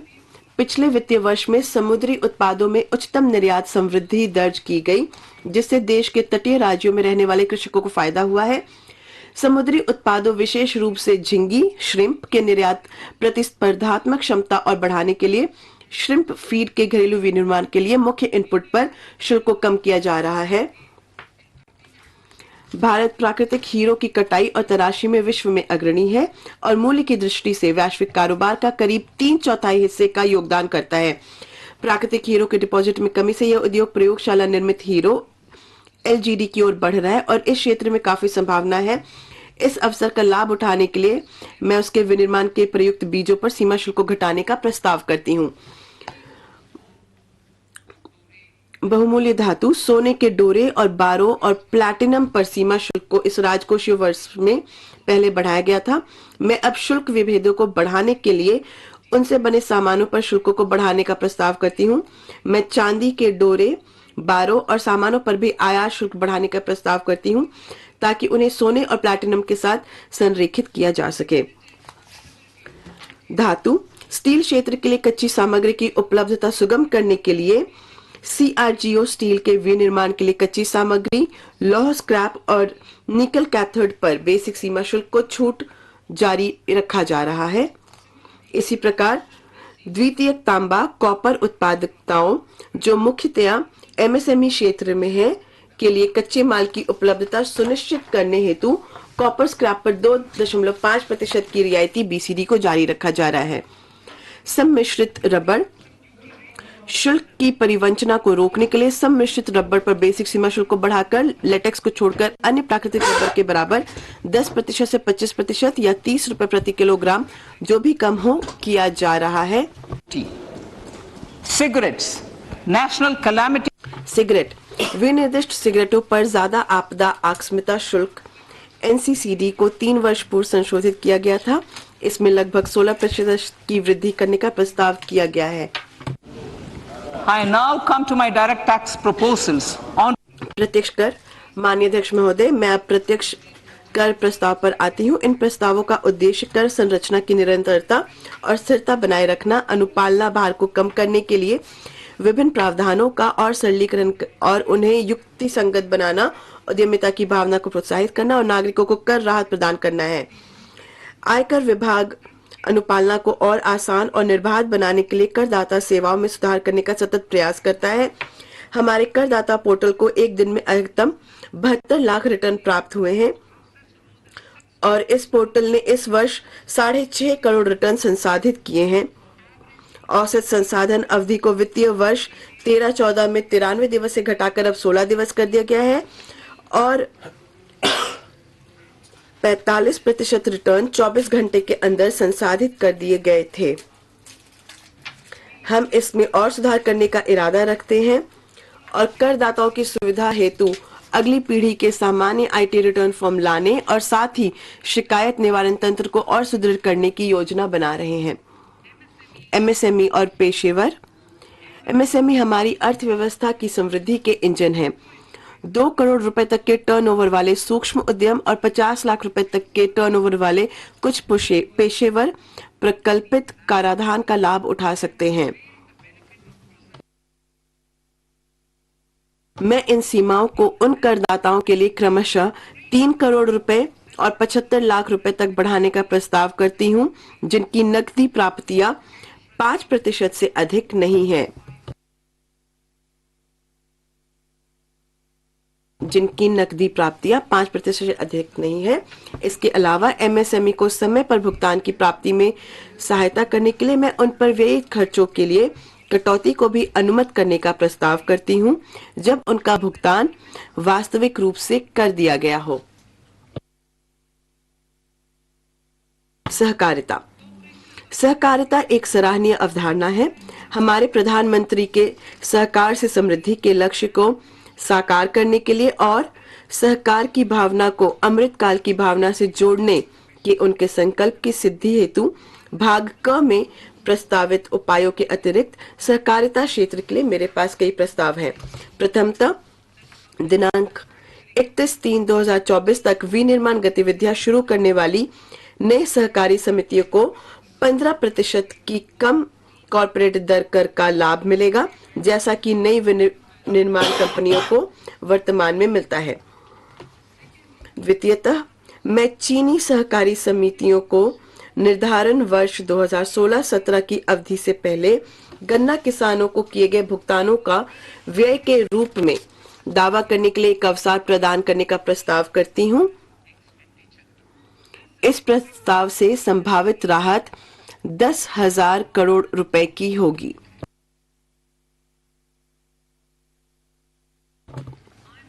तृतीयतः मैं प्राथमिक कृषि सहकारी समितियों और प्राथमिक सहकारी कृषि एवं ग्रामीण विकास बैंकों को नकद में दिए गए जमा एवं ऋणों हेतु 2 लाख रुपए प्रति सदस्य की उच्चतर सीमा प्रदान करती हूं। इसे दोहराती हूं। तृतीयतः मैं प्राथमिक कृषि सहकारी समितियों और प्राथमिक सहकारी कृषि एवं ग्रामीण विकास बैंकों को नकद में दिए गए जमा एवं ऋणों हेतु 2 लाख रुपए प्रति सदस्य की उच्चतर सीमा प्रदान करती हूं।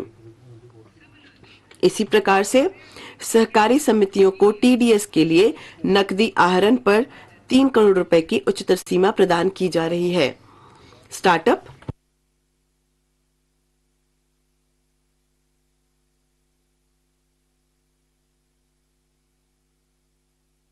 देश के आर्थिक विकास के लिए उद्यमिता बहुत महत्वपूर्ण है। हमने स्टार्टअप के लिए अनेक उपाय किए हैं और उनके परिणाम भी निकले हैं। भारत वर्तमान में वैश्विक रूप में स्टार्टअप के लिए तीसरी सबसे बड़ी इकोसिस्टम है और मध्यम आय देशों के बीच नवाचार गुणवत्ता में इसका दूसरा स्थान है। मैं स्टार्टअप द्वारा आयकर लाभ प्राप्त करने हेतु निगमन की तारीख 31/3/2023 से बढ़ाकर 31/3/2024 तक करने का प्रस्ताव करती हूँ। इसके अलावा मैं स्टार्टअप की शेयरधारिता में परिवर्तन कर हानियों के अग्रनयन के लाभ को निगमन के 7 वर्ष से 10 वर्ष तक प्रदान करने का प्रस्ताव करती हूँ।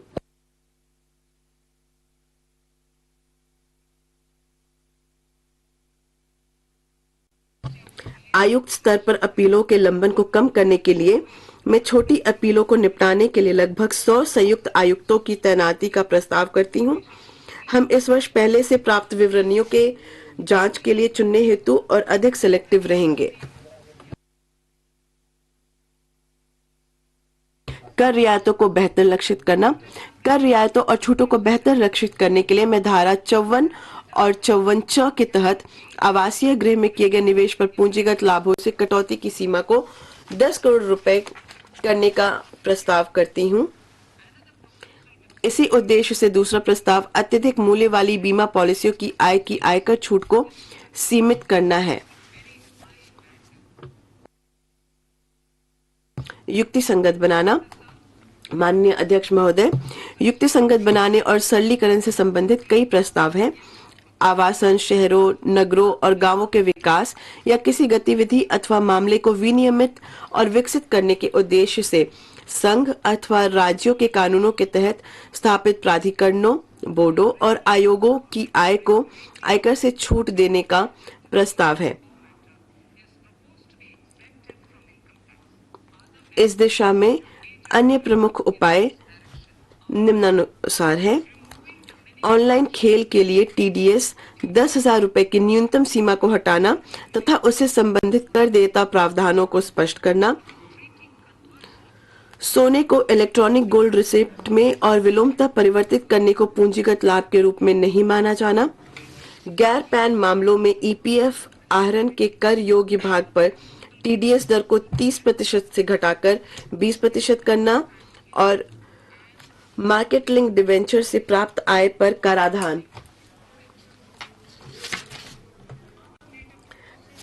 अन्य वित्त विधेयक में अन्य मुख्य प्रस्ताव निम्नलिखित से संबंधित है। आईएफएससी गिफ्ट सिटी को अंतरित निधियों के कर लाभों की अवधि को 31/3/2025 तक बढ़ाना, आयकर अधिनियम की धारा 276 क के तहत गैर अपराधीकरण, आईडीबीआई बैंक के सहित रणनीतिक विनिवेश के मामले में हानियों को अग्रेनित करना और अग्निवीर निधि को ईईई स्तर प्रदान करना। Personal in व्यक्तिगत आयकर।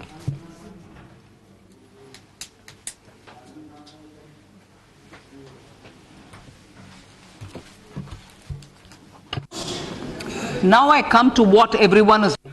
मैं अब वह बताना चाहती हूँ जिसका सबको इंतजार है, व्यक्तिगत आयकर। मुझे 5 प्रमुख घोषणाएं करनी है इस बारे में। ये मुख्यतः हमारे परिश्रमी मध्यम आय वर्ग के लिए है, के लाभ के लिए है। जो पहली घोषणा है वो रिबेट से संबंधित है। वर्तमान में पुरानी और नई आयकर व्यवस्थाओं में 5 लाख रुपए तक की आय वाले किसी व्यक्ति किसी प्रकार के आय का भुगतान नहीं करते हैं। मैं रिबेट की सीमा को नई कर व्यवस्था में 7 लाख रुपए तक बढ़ाने का प्रस्ताव करती हूं।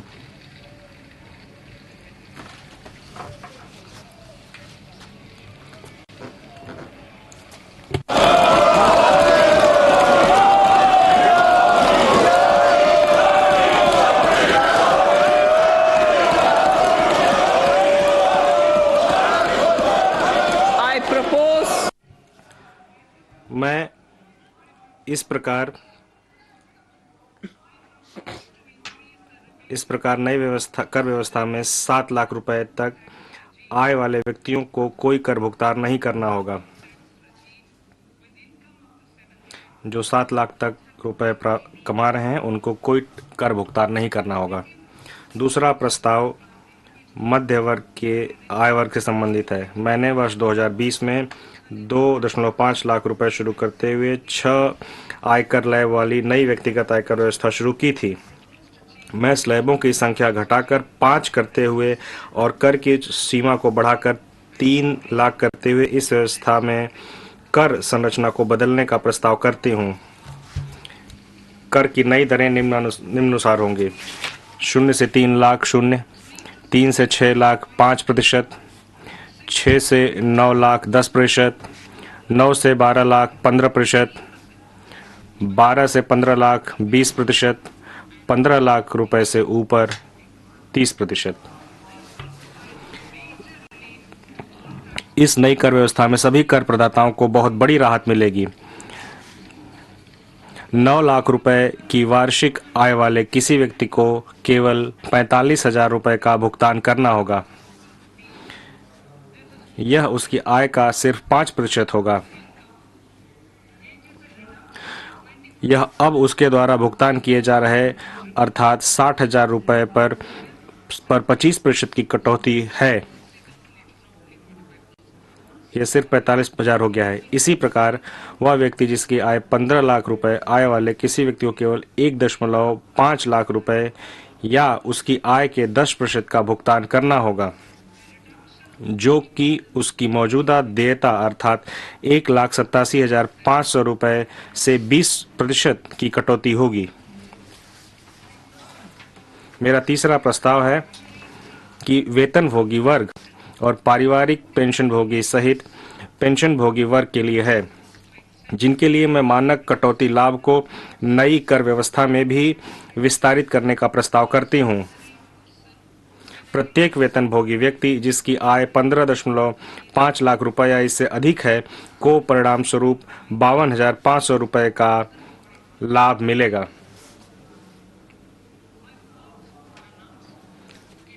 मेरी चौथी घोषणा हमारे देश की अधिकतम कर दर जो कि 42.74% है से संबंधित है। यह विश्व में सबसे अधिक कर दरों में से एक है।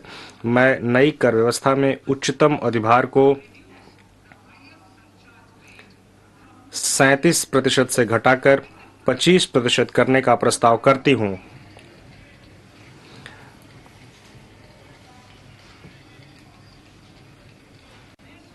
इसके परिणाम स्वरूप अधिकतम कर दर घटकर 39%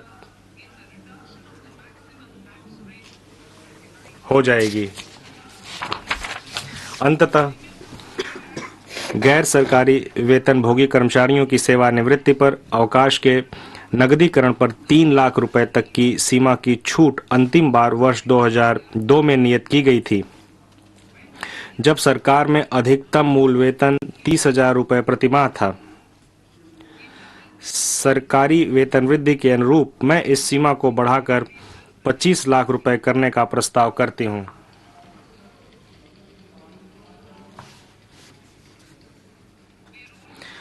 हम डिफॉल्ट कर व्यवस्था के रूप में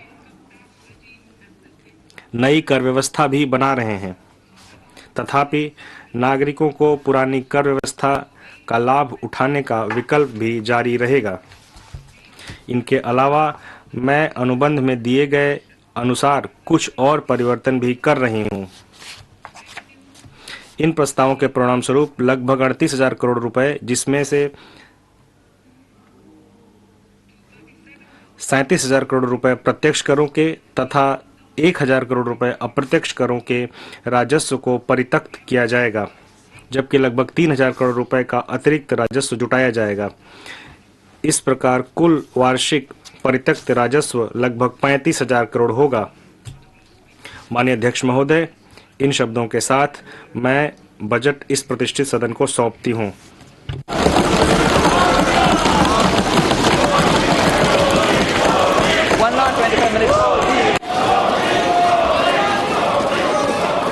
आइटम नंबर 1 माननीय item number 2 Shrimati Nirmala Sitharaman ji.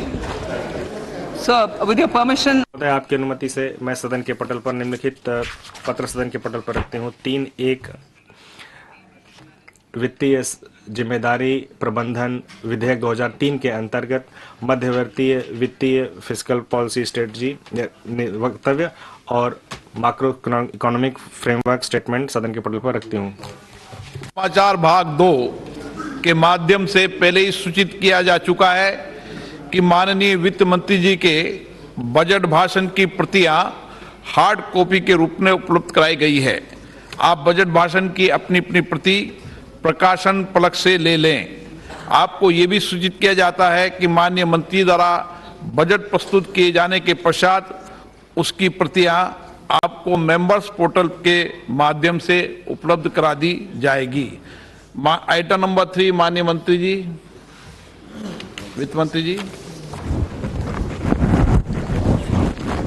sir, with your permission, आपकी अनुमति से मैं जो वित्त विधेयक है 2023-22-23 उसको सदन में इसके पक्ष में हाँ गए, जो सदस्य विरोध में ना गए, मेरे विचार में निर्णय हाँ वालों के पक्ष में माननीय मंत्री जी विधेयक को पुरस्तापित करें। महोदय, मैं विधेयक पुरस्तापित करती हूँ।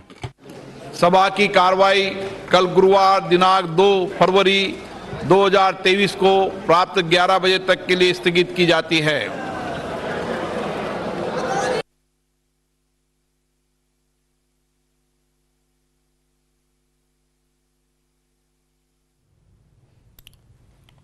તો નિર્મલા સીતારમણનું આ પાંચમું બજેટ તેઓએ રજૂ કર્યું છે. આ સરકારનું પણ પાંચમું અને છેલ્લું બજેટ છે. બજેટમાં કેટલાક વર્ગને સાધવાનો પ્રયત્ન કરવામાં આવ્યો છે. ખાસ કરીને વડીલો માટે જે બચતની સીમા છે તે વધારીને 30 લાખ રૂપિયા કરાઈ છે. મહિલા બચત યોજનામાં પણ 2 લાખ સુધીના રોકાણની છૂટ કરાઈ છે. આ સાથે જ કરવેરા સ્કીમમાં પણ અલગ અલગ પ્રાવધાન અપાયા છે અને નોકરિયાત વર્ગને અહીંયા લાભ આપવાનો પ્રયત્ન કરવામાં આવ્યો છે. ટેક્સ સ્લેબમાં જે છે ત્યાં લાભ આપવાનો પ્રયત્ન કરવામાં આવ્યો છે. ટેક્સ સ્કીમમાં 3 લાખ સુધીની છૂટ અહીંયા આપવામાં આવી છે. 3 લાખ સુધીની કોઈ ટેક્સ નહીં. જૂની સ્કીમમાં 3 લાખ સુધીનો કોઈ ટેક્સ નહીં હોય. તો નવી આવકવેરા સ્કીમ હેઠળ 7 લાખ સુધીની છૂટ જે 5 હતી તેને વધારીને 7 કરી દેવાય છે. એટલે જે નોકરિયાત વર્ગ છે, જે આશા રાખીને બેઠો હતો, તેને અહીંયા ખુશ કરવાનો પ્રયત્ન કરવામાં આવ્યો છે. તો આ બજેટથી જરૂરથી ખાસ કરીને વડીલો ખુશ થયા હશે. મહિલાઓને પણ બચત યોજનામાં 2 લાખ સુધીની જે છૂટ આપવામાં આવી છે, તો મહિલાઓ માટે પણ આ બજેટમાં એક ખાસ વાત અહીંયા બહાર આવે છે. નોકરિયાત વર્ગ માટે પણ સારું આ બજેટ કહી શકાય. નિર્મલા સીતારમણે 11 વાગે લોકસભામાં તેમની સ્પીચ શરૂ કરી હતી. 1.5 કલાક સુધી તેમની આ સ્પીચ ચાલી છે. દેશનું બજેટ કયા પ્રકારનું છે તે 1.5 કલાક સુધી તેમણે આ સ્પીચ આપી છે. અને આ અમૃતકાળનું બજેટ, પહેલું તેમનું સેન્ટેન્સ હતું કે અમૃતકાળનું બજેટ છે ને જ્યારે અમૃતકાળ હોય ત્યારે બધી જ સારી સારી બાબતો હોય. કેટલીક વસ્તુઓ સસ્તી પણ થવાની છે. ધારો કે ટીવી લઈ લો, ઇલેક્ટ્રોનિક જે વસ્તુઓ છે, રમકડા ખાસ કરીને, અને આત્મનિર્ભર ભારત પર તો ભાર અપાઈ જ રહ્યો છે. મેક ઇન ઇન્ડિયા પર ભાર અપાઈ રહ્યો છે. પરંતુ આ સાથે જ કેટલીક વસ્તુઓ સસ્તી થવાની છે. કેટલીક કંપનીઓના મોબાઈલ પણ સસ્તા થશે. તો શું સસ્તું થશે આપને અમે જણાવી રહ્યા છીએ. તો ટીવી સસ્તું થઈ શકે છે, મોબાઈલ, કેટલી કંપનીના કેમેરા, લેન્સ, આ તમામ વસ્તુઓ સસ્તી થશે. અને ખાસ કરીને ગ્રામીણ વિકાસ ઉપર પણ ભાર આપવામાં આવ્યો છે.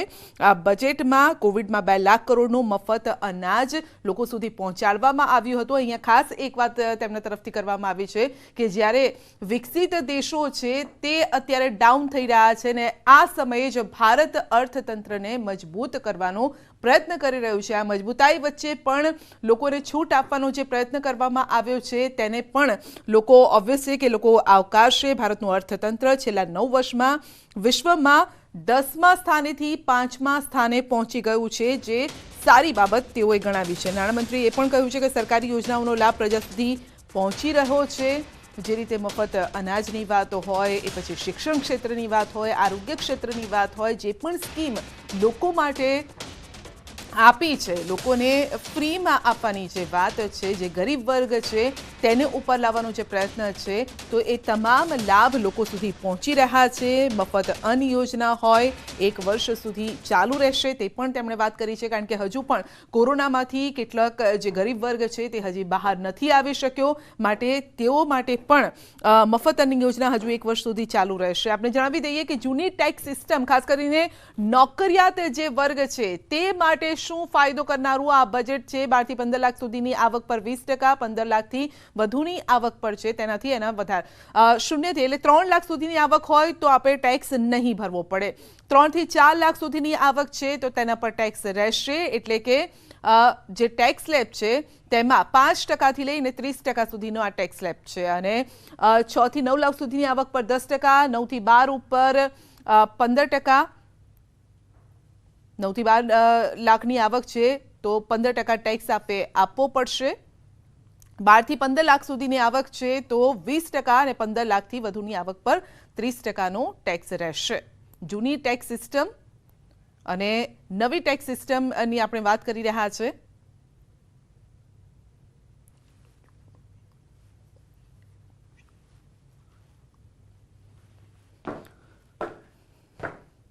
તો નાણામંત્રીએ જે મહત્વની બાબતો કહી છે તે બાબતો આ પ્રકારે છે. 2022માં 1.24 કરોડના યુપીઆઈ ટ્રાન્ઝેક્શન થયા છે. એટલે લોકો ડિજિટલ થઈ રહ્યા છે. લોકો આપણે અત્યાર સુધી એવું હતું કે જ્યારે પણ આપણે કોઈ વસ્તુ ખરીદવા જઈએ તો કેશ આપતા હતા, પરંતુ હવે લોકો પણ ડિજિટલ ટ્રાન્ઝેક્શન તરફ આગળ વધી રહ્યા છે. કૃષિ માટે ડિજિટલ પબ્લિક ઇન્ફ્રાસ્ટ્રક્ચરનું નિર્માણ કરવામાં આવશે. પછાત વર્ગ, મહિલા અને દિવ્યાંગોને વિવિધ સહાય આપવામાં આવશે.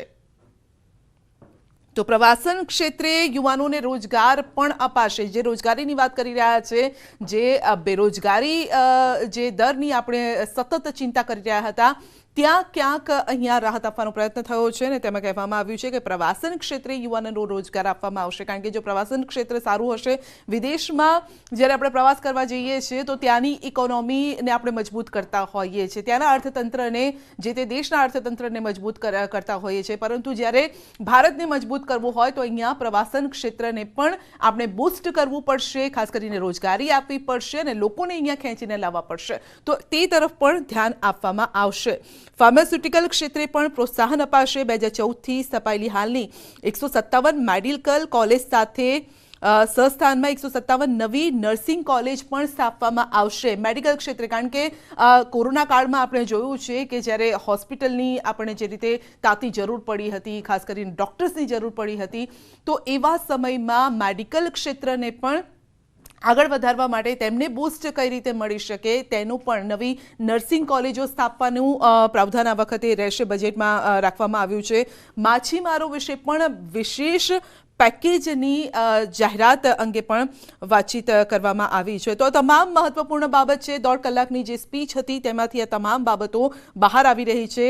તો બાળકો માટે પણ રાષ્ટ્રીય કક્ષાની ડિજિટલ લાઇબ્રેરી બનાવવામાં આવશે. આ સાથે આ બજેટ આવતા વર્ષની બ્લુપ્રિન્ટ છે, એટલે કયા પ્રકારનો આ એક વર્ષમાં કામ થશે તેને લઈને વાત કરવામાં આવી છે.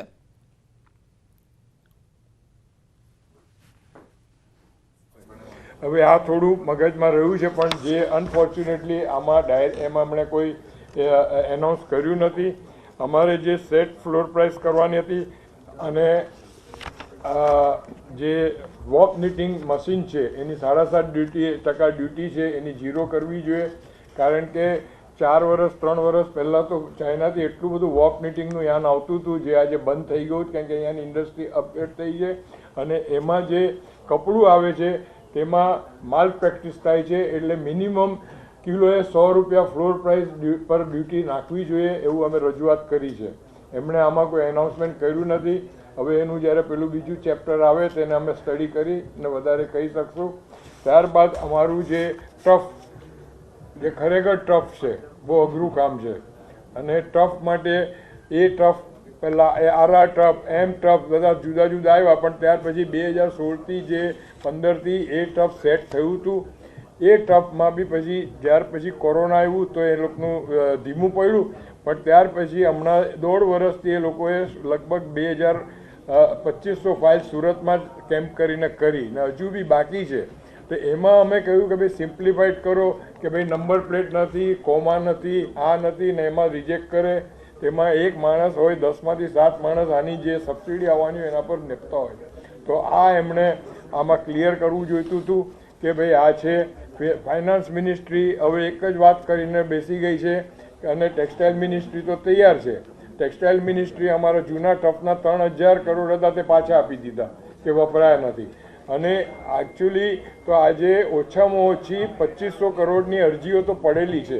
જો એને એ લોકો સ્ક્રુટિનાઇઝ કરે, પણ એ લોકો PLI પ્રોડક્શન લિંક ઇન્કમાં જવા માંગે છે. અમે શું કહીએ છીએ કે એ ટ્રસ્ટ અથવા TDDS અથવા એને તમારે જે નામ આપવું હોય તો આપો. કારણ કે અહીંયાની જે ઇન્ડસ્ટ્રી છે, MSME છે, તેમાં 10માંથી 7 જણ સમજો રેપિયર રૂમ્સ લીધા તો રેપિયર રૂમ્સ પર મજૂરી કરે છે. તો મજૂરીમાં એ પ્રોડક્શન લિંકમાં કેવી રીતે આવશે?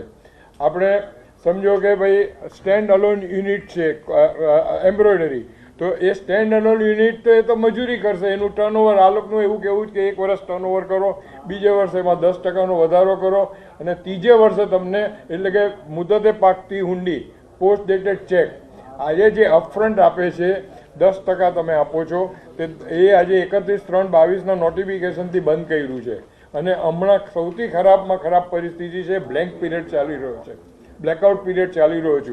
જેણે મંગાવી લીધા, જેણે કરી લીધા અને 31/3/2023 મશીનરી પર ફ્રી ઇમ્પોર્ટ ડ્યુટી છે તે બંધ થાય છે. તે અમારા ચેમ્બરે આશીષભાઈએ બધાએ મળીને જોરદાર અમે રજૂઆત કરી છે ગુજરાતથી કે એ તમે લંબાવો. કારણ કે મશીનરી આવતા 5 મહિના થાય, 4 મહિના થાય, એટલું ત્યાં વેઇટિંગ લિસ્ટ છે. એટલે માણસ પ્લાનિંગ કેવી રીતે કરે? આજે આ રીતે કરે અને કાલે એ લોકોને ડ્યુટી વધારે ભરવાની આવે ને આજે ડોલરમાં બી જે ફ્લક્ચ્યુએશન આવે છે તેમાં આ જ પ્રોબ્લેમ આવી જાય કે આજે મેં કેલ્ક્યુલેશન કર્યું હોય કે ભાઈ 82-83 રૂપિયાના ડોલરે કર્યું હોય ને કાલે જો 90 પહોંચી જશે તો એ બધું બહુ એ થાય, એટલે એની બી કરન્સીની એ કરવા જેવું છે. Import duty on synthetic yarn અને કાપડ ઉપર તો એ લોકોએ ટોટલી એના બેન કરવું જોઈએ, અથવા તો કારણ કે આજે જે ઝીરો મોસ્ટ ફેવરેબલ નેશન્સ અને આસિયન કન્ટ્રી છે, વિયેટનામ, કંબોડિયા, મલેશિયા, ઇન્ડોનેશિયા અને હવે નવું આવ્યું છે મ્યાનમાર. મ્યાનમારમાં 2 વર્ષમાં 10% માલ આવતો હતો કાપડ, તે આજે આવતો થઈ ગયો 400%, કારણ કે ઝીરો ડ્યુટી છે. અને એમાં માલ પ્રેક્ટિસ થાય, ચાઇનાનો માલ ત્યાં આવે છે, એના સર્ટિફિકેટ ઓરિજિન ડુપ્લિકેટ બની જાય છે અને એ રીતે આવે છે. અને બાંગ્લાદેશનું ગાર્મેન્ટ બી બાંગ્લાદેશ કાપડ લે છે ચાઇનાથી, અને એ કાપડ આજે કાપડમાં તમારી 55% તો વેલ્યુ કાપડની હોય ને એ વેલ્યુમાંથી તમે જ્યારે અહીંયા મોકલો છો તો અહીંયાની જે ગાર્મેન્ટ અને એપરલ ઇન્ડસ્ટ્રી છે તેને સખત ધોકો પડે છે. આ બધા પોઈન્ટ્સો અમે પ્રી બજેટમાં TRUએ એ લોકોએ સામેથી માંગેલા અને આપેલા છે. અમે બીજું એ બી કહેલું કે ભાઈ તમે જેમ કંપની ટેક્સ 25% છે તો ઇન્ડિવિજ્યુઅલનો જે ટેક્સ છે તેને બી સ્લેબ 25% કરો, અથવા તો LLP જે બને છે, આજે LLP અટકી ગયું છે કારણ કે LLPમાં બી એ લોકોએ રાહત નથી આપી, 30 અને 10%નો સેસ લગાવે છે. તો આ તો બાકીના તો પોઈન્ટ અમારા ચેમ્બર તરફથી ચાર્ટર્ડ એકાઉન્ટન્ટ એસોસિએશન ને બધું આપશે વિગત તમને. અને additional fund for MSME sector એ લોકોએ જાહેર તો કર્યું છે અને લેટ સી કે હવે શું થાય છે. અને FTA અને PTAમાં હવે એ લોકોએ પોતાનું વ્યાપ વધારવો જોઈએ. ઓસ્ટ્રેલિયા અને UE સાથે કર્યું છે, પણ ખરેખર જો કાપડ અને એપરલને પ્રમોટ કરવું હોય તો યુરોપિયન યુનિયન અને UK સાથે કરવું જોઈએ, કારણ કે USA સાથે તો બહુ ડિફિકલ્ટ છે. આ સાથે હું માનું. Rameshbhai, vice president Rameshbhai, please આગળ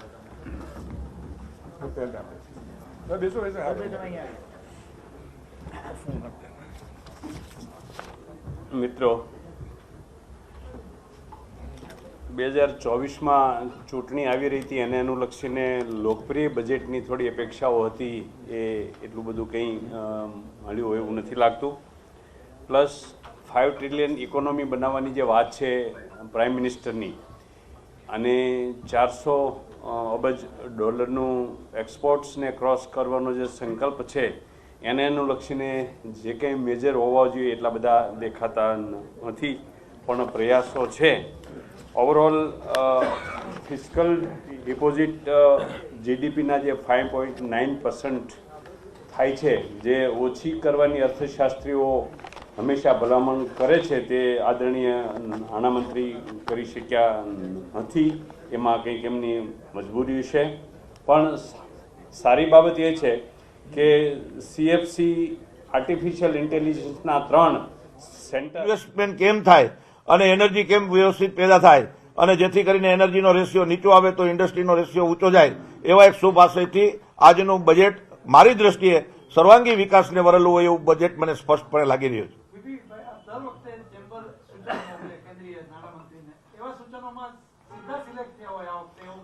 અમે આ વખતે 11 પોઈન્ટ મેઇન મુદ્દા અમારા મોકલેલા હતા, એમાંથી 4 થી 5 મુદ્દા સ્પષ્ટ અત્યારે આવરી લેવાયા છે. છતાં જેમ 2-3 દિવસમાં એનાલિસિસ થશે તો બાકીના પણ 2-3 મુદ્દા એની અંદર આવશે એવું અમારું માગણી છે.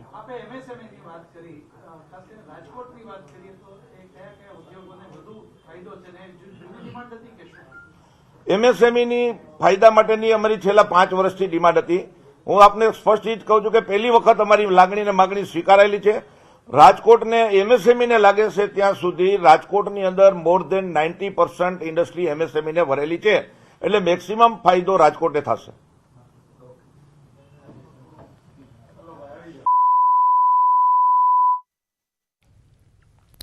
તો રાજકોટને ફાયદો થશે તેવું માની રહ્યા છે વેપારી વર્ગ જે છે તે માની રહ્યો છે, કારણ કે MSME સેક્ટરને પણ મજબૂત કરવા માટે આ વખતનું જે બજેટ છે તેમાં પ્રાવધાન રાખવામાં આવ્યું છે. ખાસ કરીને જોઈએ તો આ MSME માટે નવી યોજનાઓ લાગુ થશે.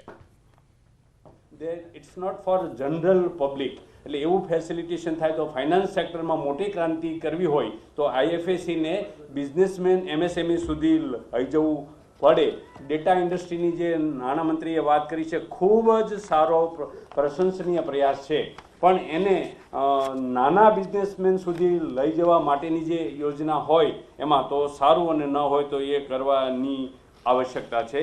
આમ ઓવરઓલ ઇન્કમટેક્સના સ્લેબમાં લોકોની અપેક્ષા 2.5 લાખથી બેઝિક એક્ઝમ્પશન 5 લાખ સુધીની હતી, જે પૂરી થઈ નથી. ખૂબ ભૂખ લાગી હોય અને ખોરાક પૂરતો ન મળે તો માણસ હજુ ભૂખ્યો છે એવું અનુભવે, એવું આમાં થયું લાગે છે. પણ એને થોડુંક રીસેટ એવી રીતે કર્યું છે કે 2.5 ના 3,50,000 આપી અને એક્સટેન્શન બેઝિક એક્ઝમ્પશન થોડું વધાર્યું છે, અને 5 લાખ સુધીનું જે રિબેટની જે લિમિટ હતી એ 7 લાખ સુધીને, એટલે થોડું ઘણું પેટ ભરાય એવી વ્યવસ્થા નાણામંત્રીએ કરી છે. મેજર કોઈ એવા ઉડીને આંખે વળગે અને ઇકોનોમીને આખું ચેન્જ કરી નાખે એવા કોઈ સુધારા મારા ધ્યાનમાં પ્રથમ દ્રષ્ટિએ દેખાતા નથી. Thank you very much.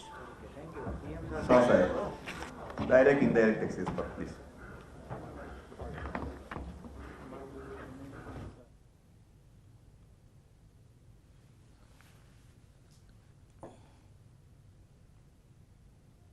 से घटाकर ટેક્સની વાત કરીએ તો પ્રથમ ડાયરેક્ટ ટેક્સની વાત કરીએ, કારણ કે જે લોકોને બહુ જરૂર એકદમ તરત સ્પર્શી જાય છે. મિત્રો, બેઝિક એક્ઝમ્પશન લિમિટ જે 5 લાખની જે એક વાત હતી નથી થઈ, 3 લાખ સુધી થઈ છે. ખાલી નવી રિજીમમાં જે ટેક્સ સ્ટ્રક્ચર છે તેમાં જ વધારે ફાયદો કરી આપ્યો છે. એટલે ઓલ્ડ સ્ટ્રક્ચરવાળાને જે ટેક્સનો રેટ છે તેમાં કોઈ ફાયદો થયો નથી. જે 3 લાખથી 6 લાખ, 6 લાખથી 9 લાખ, 9 લાખથી 12 લાખ, 12 લાખથી 15 લાખ એમાં જે ટેક્સનો રેટ ઘટાડ્યો છે, પણ તે નવા રિજીમમાં છે જેમાં ડિડક્શન ATCનું અને અન્ય ડિડક્શનો બાદ મળતા નથી. એક બહુ મહત્ત્વની વાત છે જે જનરલ પબ્લિકને ખ્યાલ આવતો નથી. સેકન્ડ, 2-3 વસ્તુ સારી જે છે તે કે રિટાયરમેન્ટ બેનિફિટ જે 25 લાખ સુધીનો કર્યો છે તે એક સારો છે. સેકન્ડ, જે કોઓપરેટિવ સેક્ટરને ઇમ્પોર્ટન્સ આપીને એની જે નવા સ્ટાર્ટઅપમાં જે નવી કોઓપરેટિવ સોસાયટીઓ થવાની છે તેનો ટેક્સ રેટ ઘટાડીને 15% કર્યો છે, તે ખૂબ સારી વાત છે. અને ઇનડાયરેક્ટ ટેક્સની જો વાત કરીએ તો એ લોકોએ એક્સપોર્ટને પ્રમોશન કરવાનું, ઇન્ડિજિનસ ઇન્ડસ્ટ્રીને પ્રમોટ કરવાનું, બાયોગેસ અને ઇલેક્ટ્રિકલ વ્હીકલ્સ એ બધાને જે પ્રમોટ કરવાની જે વાત કરી અને એ લોકોની DTO ઘટાડી છે તે ખૂબ સારું પ્રયાસ છે એવું આપણે માનીએ. પણ ઇનડાયરેક્ટ ટેક્સ અને ડાયરેક્ટ ટેક્સનો બંનેનો એમણે જે લાસ્ટ સમરી આપી 34,000 કરોડ રૂપિયા ઇનડાયરેક્ટ ટેક્સમાંથી આવક ઘટવાની છે. જેમ રીતે આપણે આગળ વધી રહ્યા છે, જે રીતે પ્રોગ્રેસિવ બજેટ આપ્યું છે, જે રીતે આપણે ઇન્ડિયા 100ની વાત કરીએ છીએ, એ રીતે આપણા એમ્પ્લોયમેન્ટ્સ, આપણા યુથને પણ નવા નવા સ્કિલ સેટની જરૂર પડશે.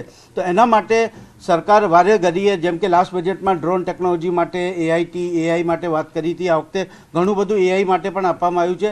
જે ઇન્ડસ્ટ્રી 4.0ની જરૂરત છે એ બધું આનાથી પૂરું થશે. એના માટેના જે 30 સ્કિલ્સના સેન્ટર ઓફ એક્સલન્સ સ્થાપવાની વાત કરી છે, બહુ જ આવકાર્ય છે. હા, સ્ક્રેપ પોલિસી આમ જોઈએ તો 2 વર્ષ પહેલાં when I was vice chairman of CII, we launched with the help of Nitin Gadkari and Rupani Sahib at Mahatma Mandir. So I am happy કે એને હવે એડ્રેસ કરવામાં આવી રહ્યું છે. 15 વર્ષ જૂના વ્હીકલને કમ્પલસરી સ્ક્રેપ કરવાની વાત કરી છે, વિચ આર નોટ વર્ધી.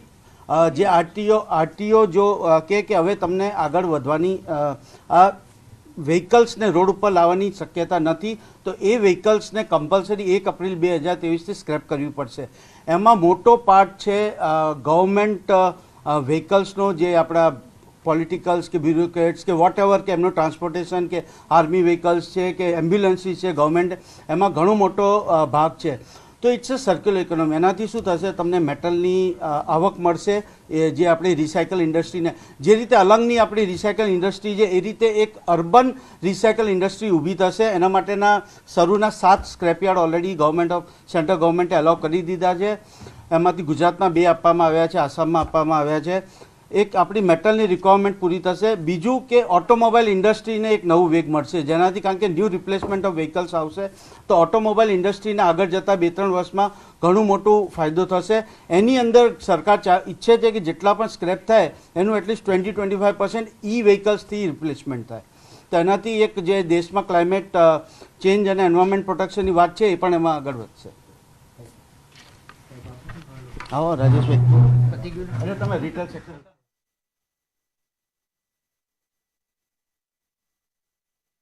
की भाषा में जो लोग कहते हैं हम दो हमारे दो के लिए खास ख्याल रखा गया है. आप हाईएस्ट स्लैब जो है वो बहुत कम कर दिया गया है. ये लोग समझ रहे हैं कि क्यों किया गया है और किन लोगों के लिए किया गया है. बाकी डीजल पे कुछ नहीं बात हुई है, पेट्रोल पे कुछ नहीं बात हुई. अमृतकाल महोत्सव की बात की, उस पे आपने बहुत सारे अनएम्प्लॉयमेंट की बात नहीं, उनके लिए कैसे सोर्सेज होंगे, कैसे करेंगे. आपने ये भी नहीं देखा है कि हमारे बहुत सारे प्रिजनर्स जो हैं बेल के लिए या बेल की कीमत नहीं चुकाने के लिए या जेल में इतने साल तक सही या गलत तरीके से पड़े हुए हैं, उनसे बहुत लोगों ने सोचा था. 33% ફિલિપ આપ્યો છે. કોઈપણ ડેવલપિંગ કન્ટ્રીઝને ઇન્ફ્રાસ્ટ્રક્ચરમાં ઇન્વેસ્ટમેન્ટ બહુ અગત્યનું હોય છે અને આટલો મોટો ફિલિપ આપ્યો અને which helps all the sectors, મતલબ industry, service sector, agriculture sector, જે પણ ઇન્ફ્રાસ્ટ્રક્ચર વોટ એવર રોડ ગણો કે પોર્ટ ગણો ઓર vote ever other infrastructure they have plan, A overall GDP growth થવામાં ઘણું જ મદદ કરશે. એટલે that is A first major move which I C કે ભાઈ આ ઓવરઓલ કન્ટ્રીને જે આપણા પ્રાઇમ મિનિસ્ટર સાહેબનું જે ફોકસ છે એની ઉપર લઈ જશે.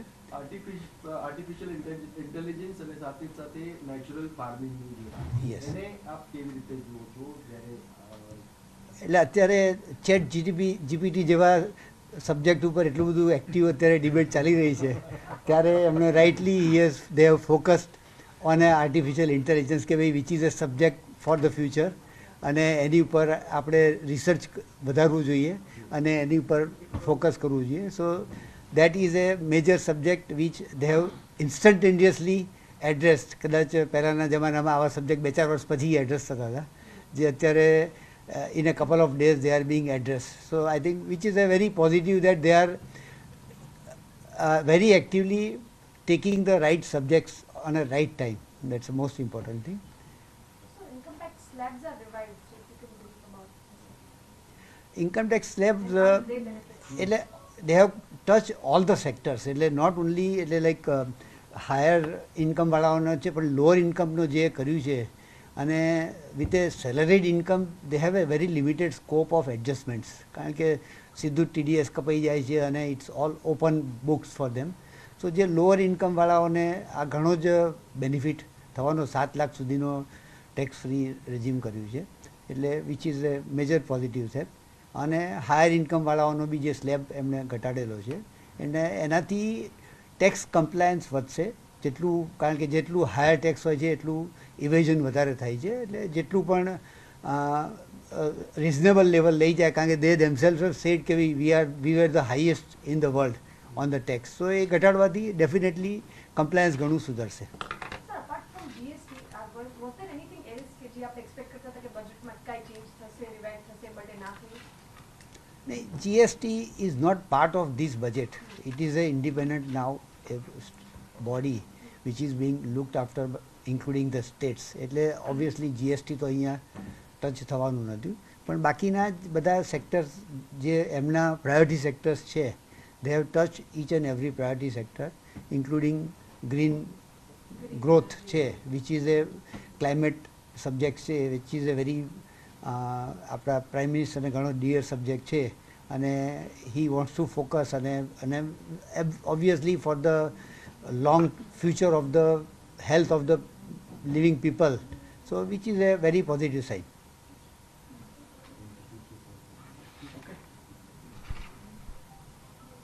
Okay, sir. Thank you. Thank you. Sir, there's the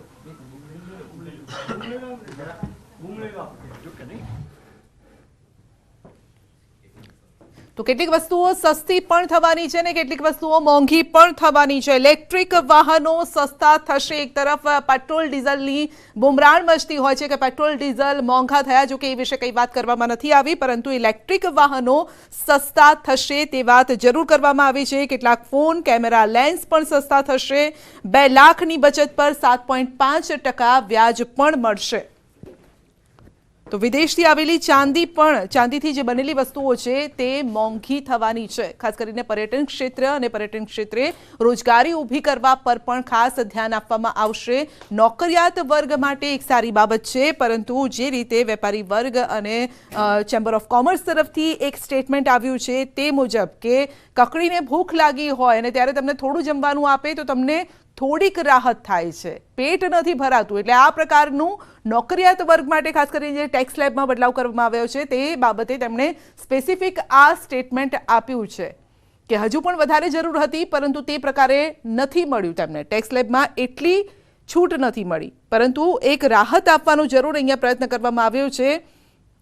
tax સ્લેબમાં મોટી રાહત, 7 લાખ સુધીની આવક પર કોઈ જ ટેક્સ નહીં.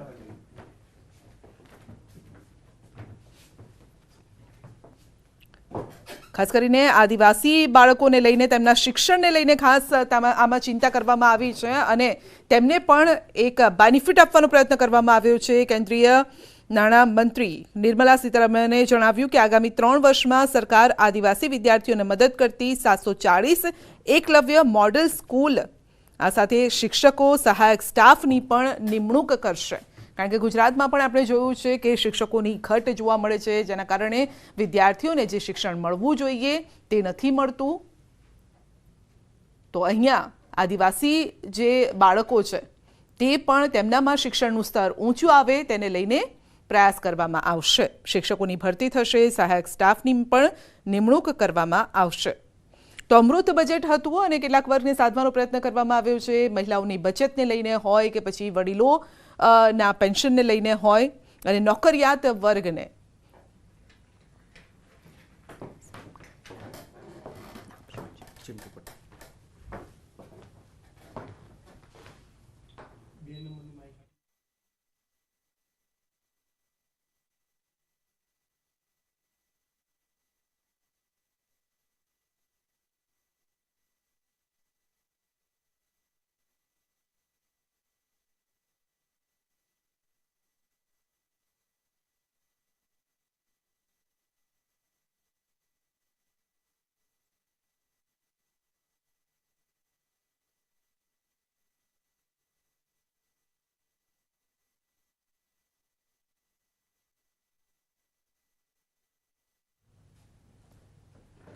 Audio okay, bhai? Hello. Yeah. Okay, sir. Is it fine? Okay.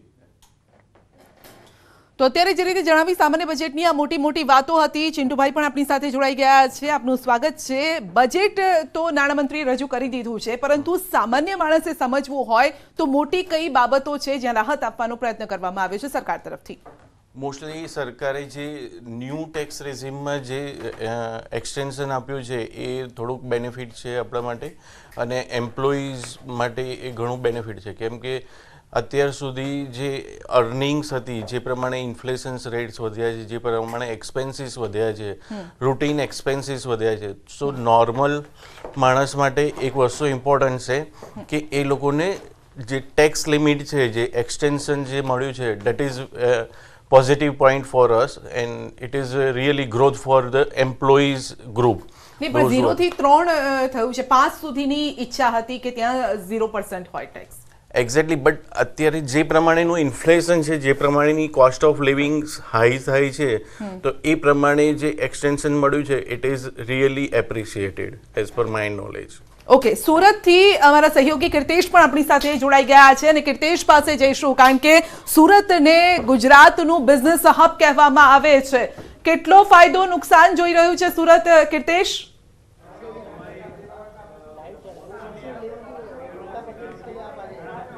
બિલકુલ સંજય, જે પ્રકારે 2022-23નું બજેટ રજૂ થયું છે, સૌથી પ્રથમ આપણે વિવિંગ ઉદ્યોગથી શરૂ કરીશું. શું કહેવું છે? આપણી સાથે વિવિંગ ઉદ્યોગના આગેવાન છે. આજનું બજેટ છે તેને કેવી રીતે જોઈ રહ્યા છો અને શું કહેશો? આજના બજેટમાં overall infrastructure, green energy, youth છે, પછી પ્રધાનમંત્રી આવાસ યોજના છે જેમાં વર્કર્સ કોલોની બધું બની શકે છે, એ બધી બાબતોની જાહેરાત સારી છે. ખાસ કરીને ઇન્કમ ટેક્સનો સ્લેબ જે ઘટાડ્યો છે સેલેરી ક્લાસ માટે અને ઇન્ડિવિજ્યુઅલ માટે પણ એ જાહેરાત બધી આવકાર્ય છે. હવે સુરતના જે બે મુખ્ય બિઝનેસ છે ડાયમંડ અને ટેક્સટાઇલ, તો ડાયમંડમાં બ્લેક બ્રોનની પણ જાહેરાત કરી છે, એ આવકાર્ય છે. બધું ટેક્સટાઇલ ઇન્ડસ્ટ્રીની કોઈ જાહેરાત કરી નથી. ખાસ કરીને જે અત્યારે જે બ્લેકઆઉટ પીરિયડ ચાલી રહ્યો છે, તો એક બ્લેકઆઉટ પીરિયડ ના રહે એની જાહેરાતની અમને આશા હતી. બીજું કે નવી TTDS સ્કીમ ટેક્સટાઇલ ઇન્ડસ્ટ્રીને જો $100 બિલિયન એક્સપોર્ટ અને $250 બિલિયન તમારે ડોમેસ્ટિક ટર્નઓવર કરવું હોય, તો જે સ્કીમો ચાલતી હતી જૂની એના લાઇન પર નવી સ્કીમ જાહેરાતની ખૂબ જરૂર છે. કારણ કે સુરતે તો પરફોર્મ કરીને બતાવ્યું છે. આજથી 20 વર્ષ પહેલાં સુરતમાં ફક્ત 10,000 ઓટોમેટિક લૂમ્સ હતા, આજે 1,20,000 છે. એન્યુઅલ ગ્રોથ 13% પર. આવો ગ્રોથ દુનિયાની કોઈ પણ ટેક્સટાઇલ ક્લસ્ટરે બતાવ્યો નથી. સીધી રીતે કહી શકાય વિવિધ ઉદ્યોગના જે આગેવાનો છે તે સરકારના બજેટથી નારાજ છે. ટેક્સટાઇલ ઉદ્યોગ નારાજ છે સરકારના બજેટથી, પરંતુ અમને આશા છે કે ફરી રજૂઆત કરીએ તો એકાદ મહિનામાં જાહેરાતો થાય એવી આશા છે. બિલકુલ. કાપડ માર્કેટ સાથે જોડાયેલા વેપારીઓ આપણી સાથે છે, આપણે સીધા એમની સાથે વાત કરીશું. રંગનાથજી, શું કહેશો આજના બજેટને કેવી રીતે જોતા? देखिए, आज के बजट की अगर बात करनी जाए तो ये budget no doubt middle class के लिए था. व्यक्तिगत आयकर की छूट है वो 5 लाख से 7 लाख कर दी है, बहुत अच्छी बात है. कारण कि आज एक परिवार में 4 व्यक्ति होते हैं तो उनका खाने पीने का, एजुकेशन का, मेडिकल का उतना खर्च हो जाता है, तो ये अच्छी बात है.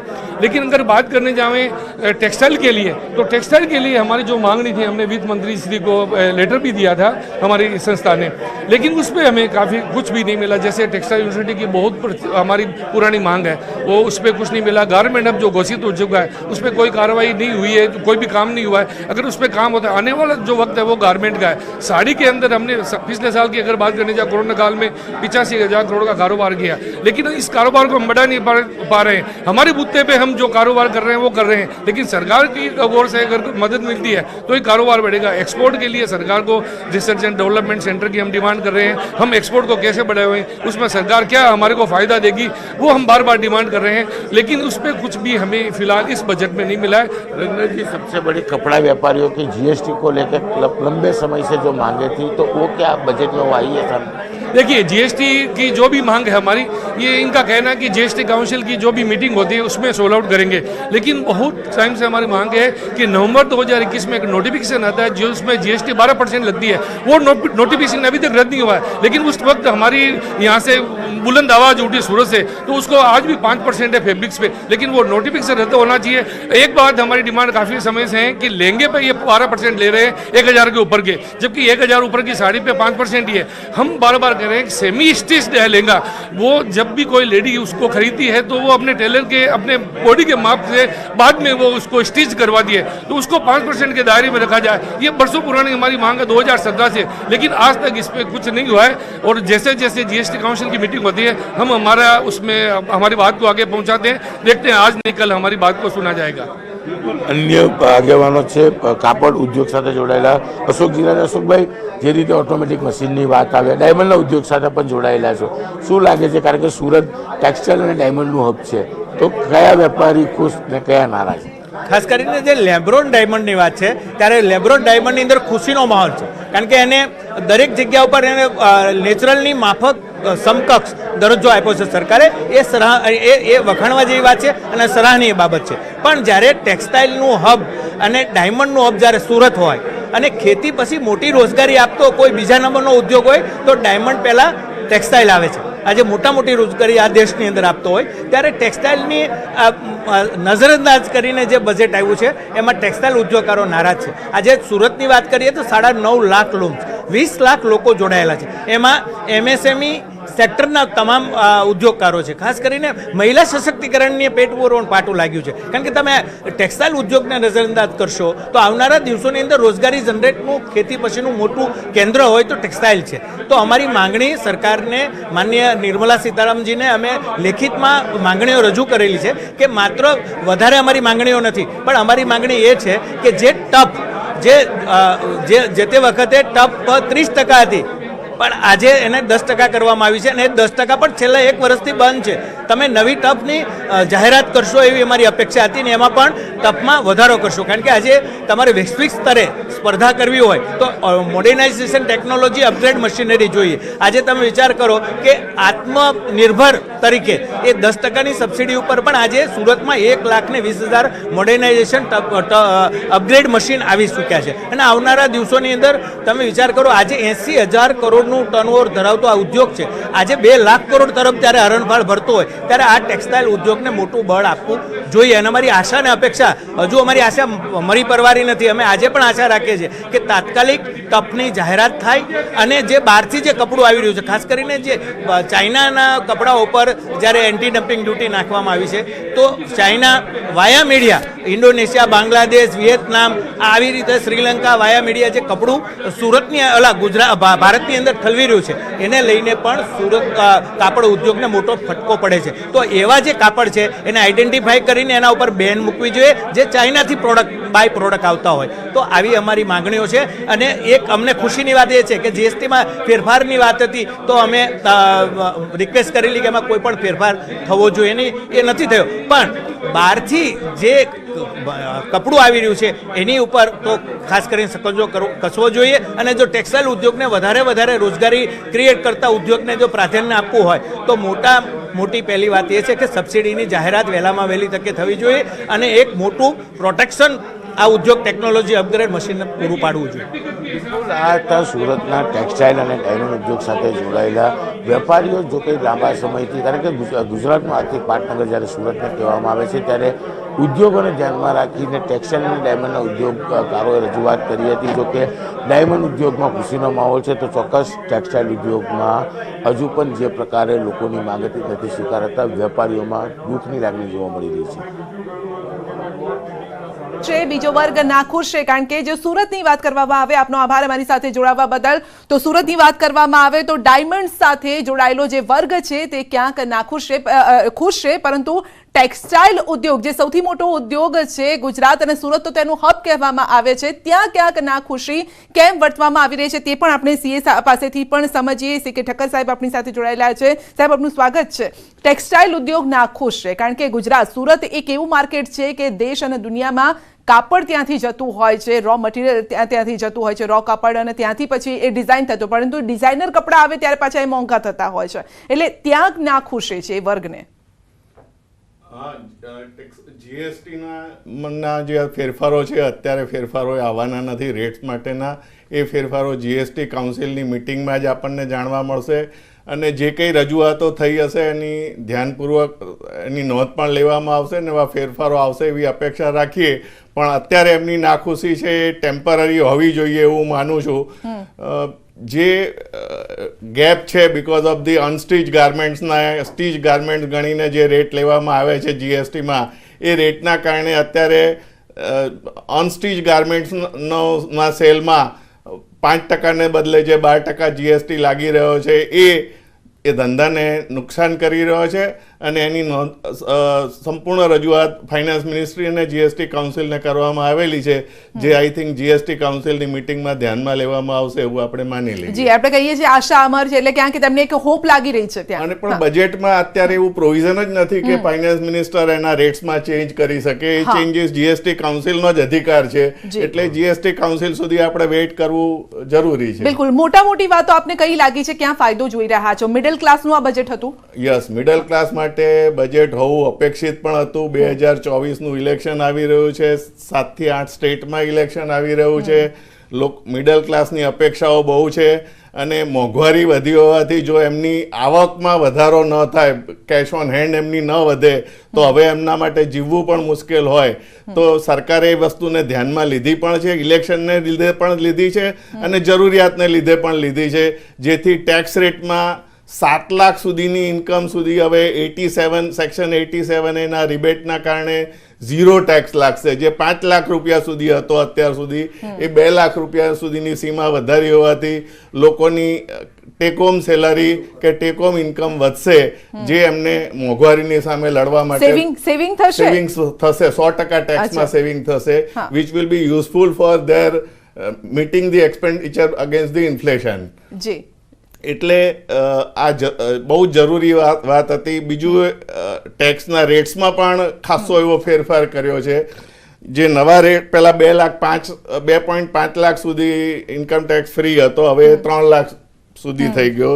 3 લાખ સુધી નીલ, 3 લાખથી 6 લાખ સુધી 5%, 6 લાખથી 9 લાખ સુધી 10%, 9 લાખથી 12 લાખ 15%, 12 લાખથી 15 લાખ 20% અને 15 લાખ ઉપર 30% એવો સ્લેબ કરી. જે પહેલાં 3 જ સ્લેબ હતા એની બદલે હવે 5 સ્લેબ કર્યા અને તેમાં પણ રેટ્સમાં ઘટાડો થયો હોવાથી ઓવરઓલ ટેક્સનું બર્ડન લોકોનું ઘટશે એવો અંદાજ છે કે 15 લાખ સુધીની ઇન્કમમાં જે પહેલાં 1.5 લાખ ટેક્સ 1.87 લાખ ટેક્સ આવતો હતો, 1,87,500, એ હવે 1.5 લાખ રૂપિયા ટેક્સ આવશે. એટલે લગભગ 37,500 રૂપિયા 15 લાખ સુધીની આવકના વ્યક્તિને ટેક્સના સ્લેબના ચેન્જના કારણે ફાયદો થશે. ઓકે ચિંટુભાઈ, વિકસિત દેશો છે અત્યારે ક્રાઇસિસ તરફ છે. લાગે છે કે આ બજેટ આપણને થોડુંક સદ્ધર કરવા માટે પૂરતું છે? યા ડેફિનેટલી, કેમ કે જે પ્રમાણે સરકારે જે એક્સટેન્શન આપ્યું છે એ પ્રમાણે આપણે લાસ્ટ યર ને પ્રીવિયસ યર્સના જો કમ્પેરિઝન્સ જોઈએ તો ઘણા બધા ટેક્સ પેયર્સ હવે આમાં ઇન્ક્લુડ થાય છે. દરેક વર્ષે આપણા જે ટેક્સ પેયર્સ છે ભારત દેશની અંદર, ભારત સરકારના જે બધા પ્રાયોજનો છે એનાથી ટેક્સ પેયર્સ બધા આગળ આવે છે. એટલે સરકારનો મોટો પણ એ છે કે વધારેમાં વધારે ટેક્સ પેયર્સ આમાં ગ્રેજ્યુઅલી ઇન્ક્રીઝ થાય છે. એ આપણા માટે એક બેનિફિટ છે અને ગોઈંગ ફોરવર્ડ એ સસ્ટેન રહેવાના છે.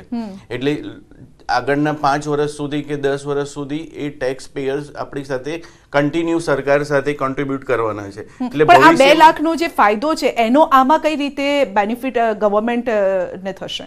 2 લાખનું જે હવે આપણે એમ વિચારીએ કે જે cost of living across globally હવે બધી જગ્યાએ કોસ્ટ ઓફ લિવિંગ હાઈસ થયા છે અને ઇવન ધો ઇન્ડિયામાં આપણે ભારત દેશમાં પણ કોસ્ટ ઓફ લિવિંગ હાઈ થઈ ગયું છે. ઘણી મેટ્રો સિટીમાં બી હાઈ છે. જે પ્રમાણે ઇન્ફ્રાસ્ટ્રક્ચર ડેવલપ કર્યા છે એ પ્રમાણે કોસ્ટ ઓફ લિવિંગ બધી સિટીમાં એવરેજ વધી ગયા છે. અને જે 2 લાખ રૂપિયાનું જે શોર્ટફોલ હતો, 2 લાખ રૂપિયાનું જે એક્સટેન્શન મળ્યું છે એ નોકરિયાત વર્ગ માટે બહુ ઇમ્પોર્ટન્ટ છે. કેમ કે નોકરિયાત વર્ગ માટે બહુ લિમિટેડ ઇન્કમ્સ હોય છે જેની અંદર બધું મેનેજ કરવાનું હોય છે અને એની સાથે ઇન્ફ્લેશન્સ, બીજી કોસ્ટ ઓફ લિવિંગ્સ, એ બધું બર્ડન્સ બી આવે. એટલા માટે જે 2 લાખ રૂપિયાનું જે સ્પેર્સ એ લોકોને એક્સટેન્શન મળ્યું છે એ ખરેખર એમના માટે બહુ એપ્રિસિએટેડ છે કે એમના રૂટીન રેગ્યુલર એક્સપેન્સને એ થોડું સ્ટેબલ કરી દેશે. બિલકુલ. બેન્કિંગ સેક્ટરની વાત કરીએ તો ત્યાં પણ થોડા બદલાવની વાત કરવામાં આવી છે. એ બદલાવ કઈ રીતે આગળના સમયમાં સર આપ જોઈ રહ્યા છો? બેન્કિંગ સેક્ટરના જે કંઈ ચેન્જીસ છે એના માટેની નિટીગ્રિટી હું અત્યારે જોઈ શક્યો નથી, પણ કોઓપરેટિવ બેંકમાં કોમ્પ્યુટરાઇઝેશન, એનું ડેટાબેઝ ને એ બધા માટેમાં ઘણા ચેન્જીસ આ બજેટમાં સજેસ્ટ કરવામાં આવેલા છે. બાકીની નિટીગ્રિટી આખી બજેટ પ્રપોઝલ્સ ને બધું જોઈએ પછી જ ખબર પડી શકે. બિલકુલ. અને યુપીઆઈ ટ્રાન્ઝેક્શન વધ્યા છે. આ સૌથી મોટી વાત છે કે દેશના દરેક નાગરિક પાસે ઓલમોસ્ટ હવે તો લગભગ બધા પાસે સ્માર્ટફોન આવી ગયા છે. યુપીઆઈ ટ્રાન્ઝેક્શન એટલે કેશ નહીં, હેન્ડ ટુ હેન્ડ નહીં, પરંતુ ડિજિટલ ટ્રાન્ઝેક્શન કરતા થયા છે. આનો ફાયદો થયો તો આને કઈ રીતે આગળ સરકાર જોઈ રહી છે એ વિશે પણ વાત કરીશું. એક નાનકડા બ્રેક માટે હાલ રોકાઈ રહ્યા છે.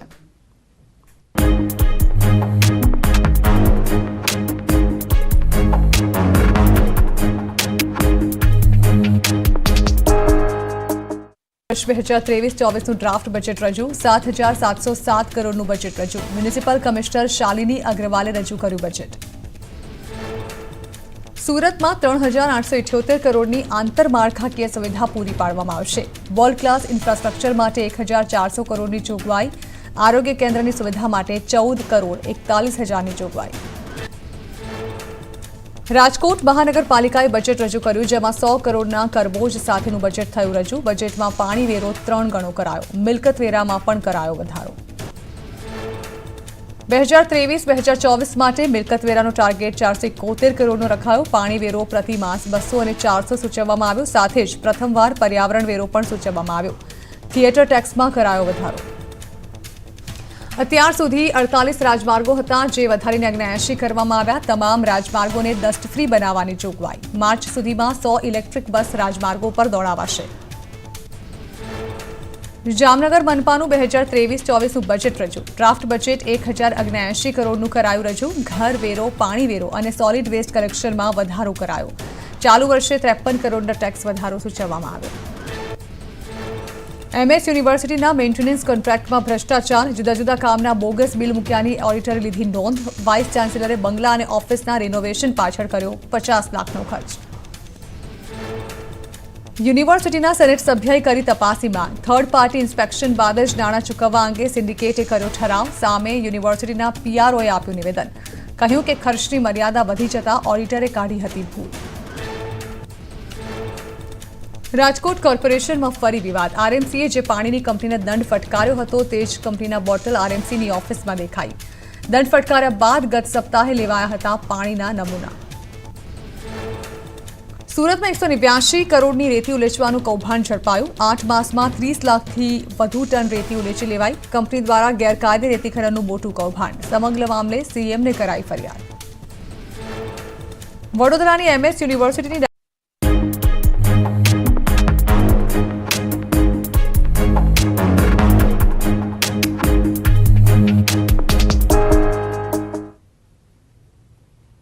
બ્રેક બાદ આપનું સ્વાગત છે અને બજેટ અંગે ચર્ચા ચાલી રહી છે. ખાસ કરીને નોકરિયાત વર્ગને ખુશ કરવાનો અહીંયા પ્રયત્ન કરવામાં આવ્યો છે. રાહત આપવામાં આવી છે. ટેક્સ સ્લેબમાં જે બદલાવ કરવામાં આવ્યો છે તેનાથી જે મિડલ ક્લાસ છે તેના માટેનું આ બજેટ છે તેવું કહી શકાય, કારણ કે લાંબા સમયથી તેની રાહ જોવાઈ રહી હતી અને આખરે એ રાહ આ વખતે પૂરી પણ થઈ રહી છે. બે ગેસ્ટ આપણી સાથે જોડાયેલા છે, ચિંટુભાઈ અને CK ઠક્કર સાહેબ આપણી સાથે જોડાયેલા છે. આપણે UPI ટ્રાન્ઝેક્શનની વાત કરી રહ્યા હતા. આ ટ્રાન્ઝેક્શનથી સર આપ કઈ રીતે સરકારને પણ ફાયદો જોઈ રહ્યા છો, કારણ કે પાછલા વર્ષમાં સંખ્યા વધી છે UPI ટ્રાન્ઝેક્શનની?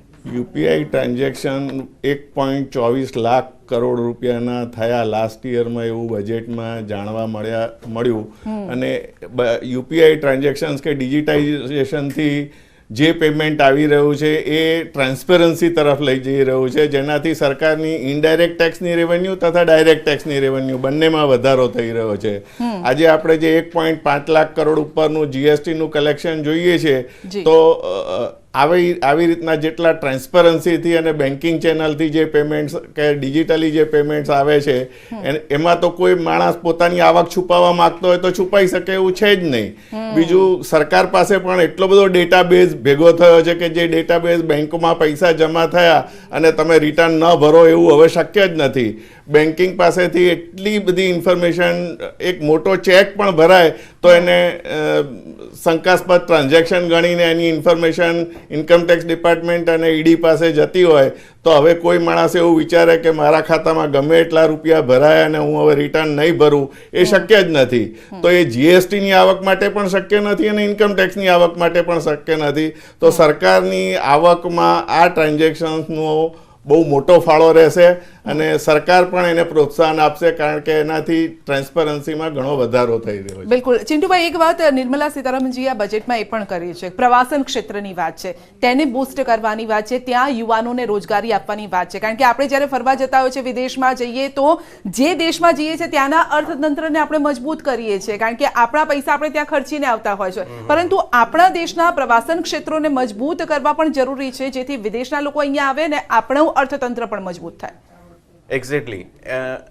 સરકાર દ્વારા જે પ્રયત્ન કરવામાં આવ્યા છે કે પ્રવાસન સ્થળને ડેવલપ કરવાના, તો એક કલ્ચરલ કોલોબરેશન્સ બી ઇમ્પોર્ટન્ટ છે કે આ આંતરિક રાજ્યો સાથે અને internationally and internationally both way એક કલ્ચરલ કોલોબરેશન્સ બી જરૂરી છે. તો એકબીજા સાથે જે ટ્રસ્ટ બિલ્ટઅપ થાય છે, આંતરરાજ્ય સાથે બી જે ટ્રસ્ટ બિલ્ટઅપ થાય છે અને બહારના રાષ્ટ્રો સાથે બી જે ટ્રસ્ટ બિલ્ટઅપ થાય છે, એનું રીઝન છે કે આ પ્રવાસન સ્થળને ડેવલપ કરવા માટેનું.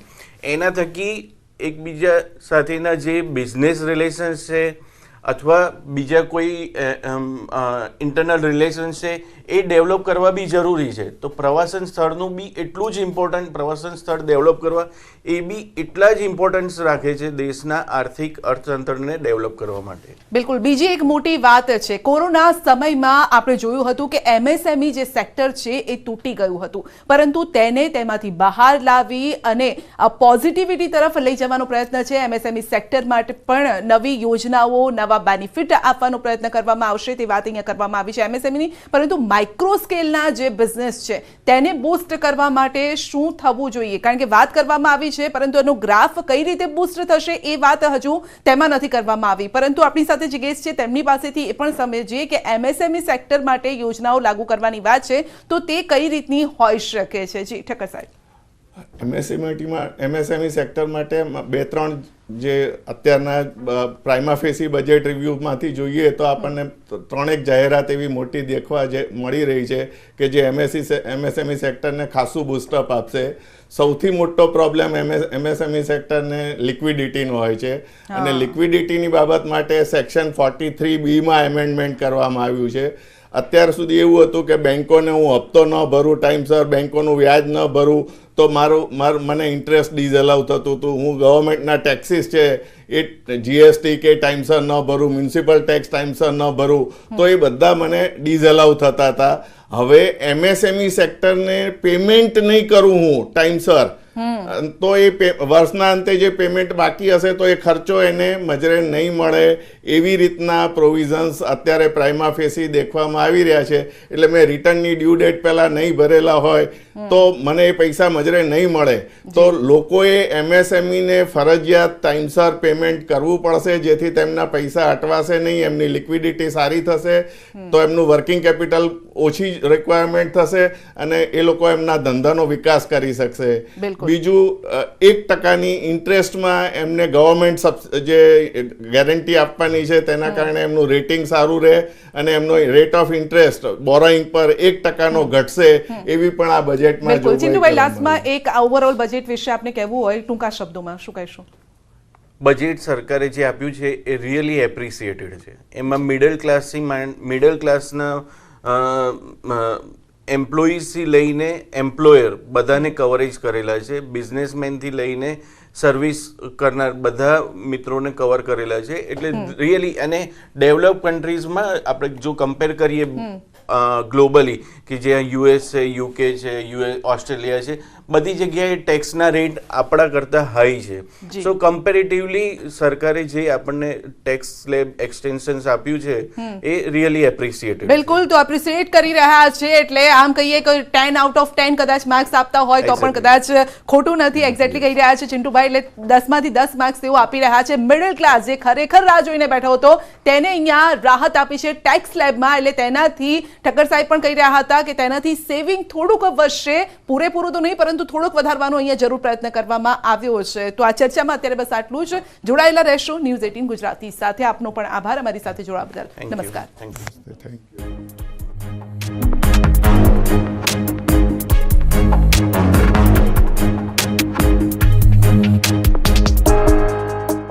માર્ગોને ડસ્ટ ફ્રી બનાવવાની જોગવાઈ. માર્ચ સુધીમાં 100 ઇલેક્ટ્રિક બસ રાજમાર્ગો પર દોડાવાશે. જામનગર મનપાનું 2023-24નું બજેટ રજૂ. ડ્રાફ્ટ બજેટ 1079 કરોડનું કરાયું રજૂ. ઘર વેરો, પાણી વેરો અને સોલિડ વેસ્ટ કલેક્શનમાં વધારો કરાયો.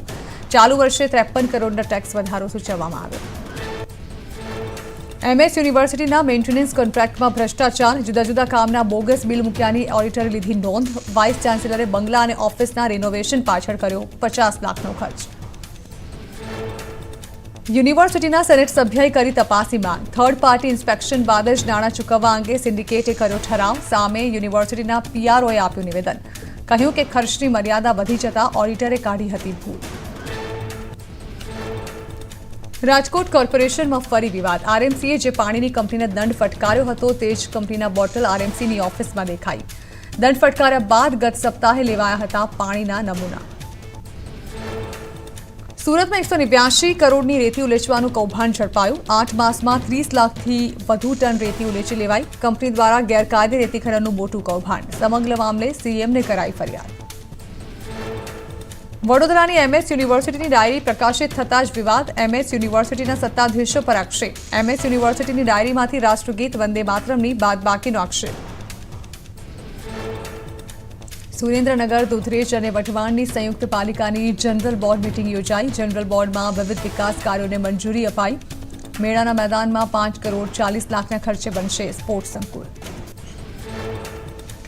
આણંદ પાલિકાની ઘોર બેદરકારી સામે આવી 2017માં બનીને તૈયાર થયેલા સરકારી આવાસ ખંડેર હાલતમાં સલાટિયા રોડ પર ગરીબો માટે બનાવાયા હતા 300 આવાસ. આણંદ પાલિકાની બેદરકારીને કારણે આવાસો બન્યા બિસ્માર. 26મી જાન્યુઆરીની પરેડમાં ગુજરાતનો ટેબ્લો વિજેતા. દેશની જનતાએ વોટિંગ કરીને વિજેતા બનાવ્યો. ઈ વોટિંગ થકી લોકોએ કર્યું મતદાન. આવતીકાલે કેબિનેટ બેઠકમાં રજૂ કરાશે એવોર્ડ. અમદાવાદની ઉદ્ગમ સ્કૂલે શરૂ કર્યો કરિયર રિલેટેડ પ્રોગ્રામ. ધોરણ 10 પછી બાળકો બિઝનેસ એડમિનિસ્ટ્રેશન અને આર્ટિફિશિયલ ઇન્ટેલિજન્સનો કરી શકશે અભ્યાસ. આવનારા વર્ષોમાં વિદ્યાર્થીઓની પસંદગીના આધારે વધારાના કરિયર પ્રોગ્રામ શરૂ થશે. ધોરણ 11 અને 12 માટે IBPS કરિયર રિલેટેડ પ્રોગ્રામ શરૂ કરવાની મંજૂરી છે. અમદાવાદ શહેરને મળ્યું વધુ એક પોલીસ સ્ટેશન. મુખ્યમંત્રી અને ગૃહ રાજ્યમંત્રીના હસ્તે બોડકદેવ પોલીસ સ્ટેશનનું કરાયું લોકાર્પણ. નવું પોલીસ સ્ટેશન ટેકનોલોજી અને અત્યાધુનિક સાધનોથી સજ્જ. સિંધુ ભવન રોડ પર ડ્રગ્સનું દૂષણ વધતા બોડકદેવ પોલીસ સ્ટેશન હાઈટેક બનાવાયું. ડ્રગ્સનું દૂષણ દૂર કરવા નવા પોલીસ સ્ટેશનમાં narcotics task force, drone unit અને સાયબર સેલ યુનિટના પાયલોટ પ્રોજેક્ટ શરૂ કરાયા.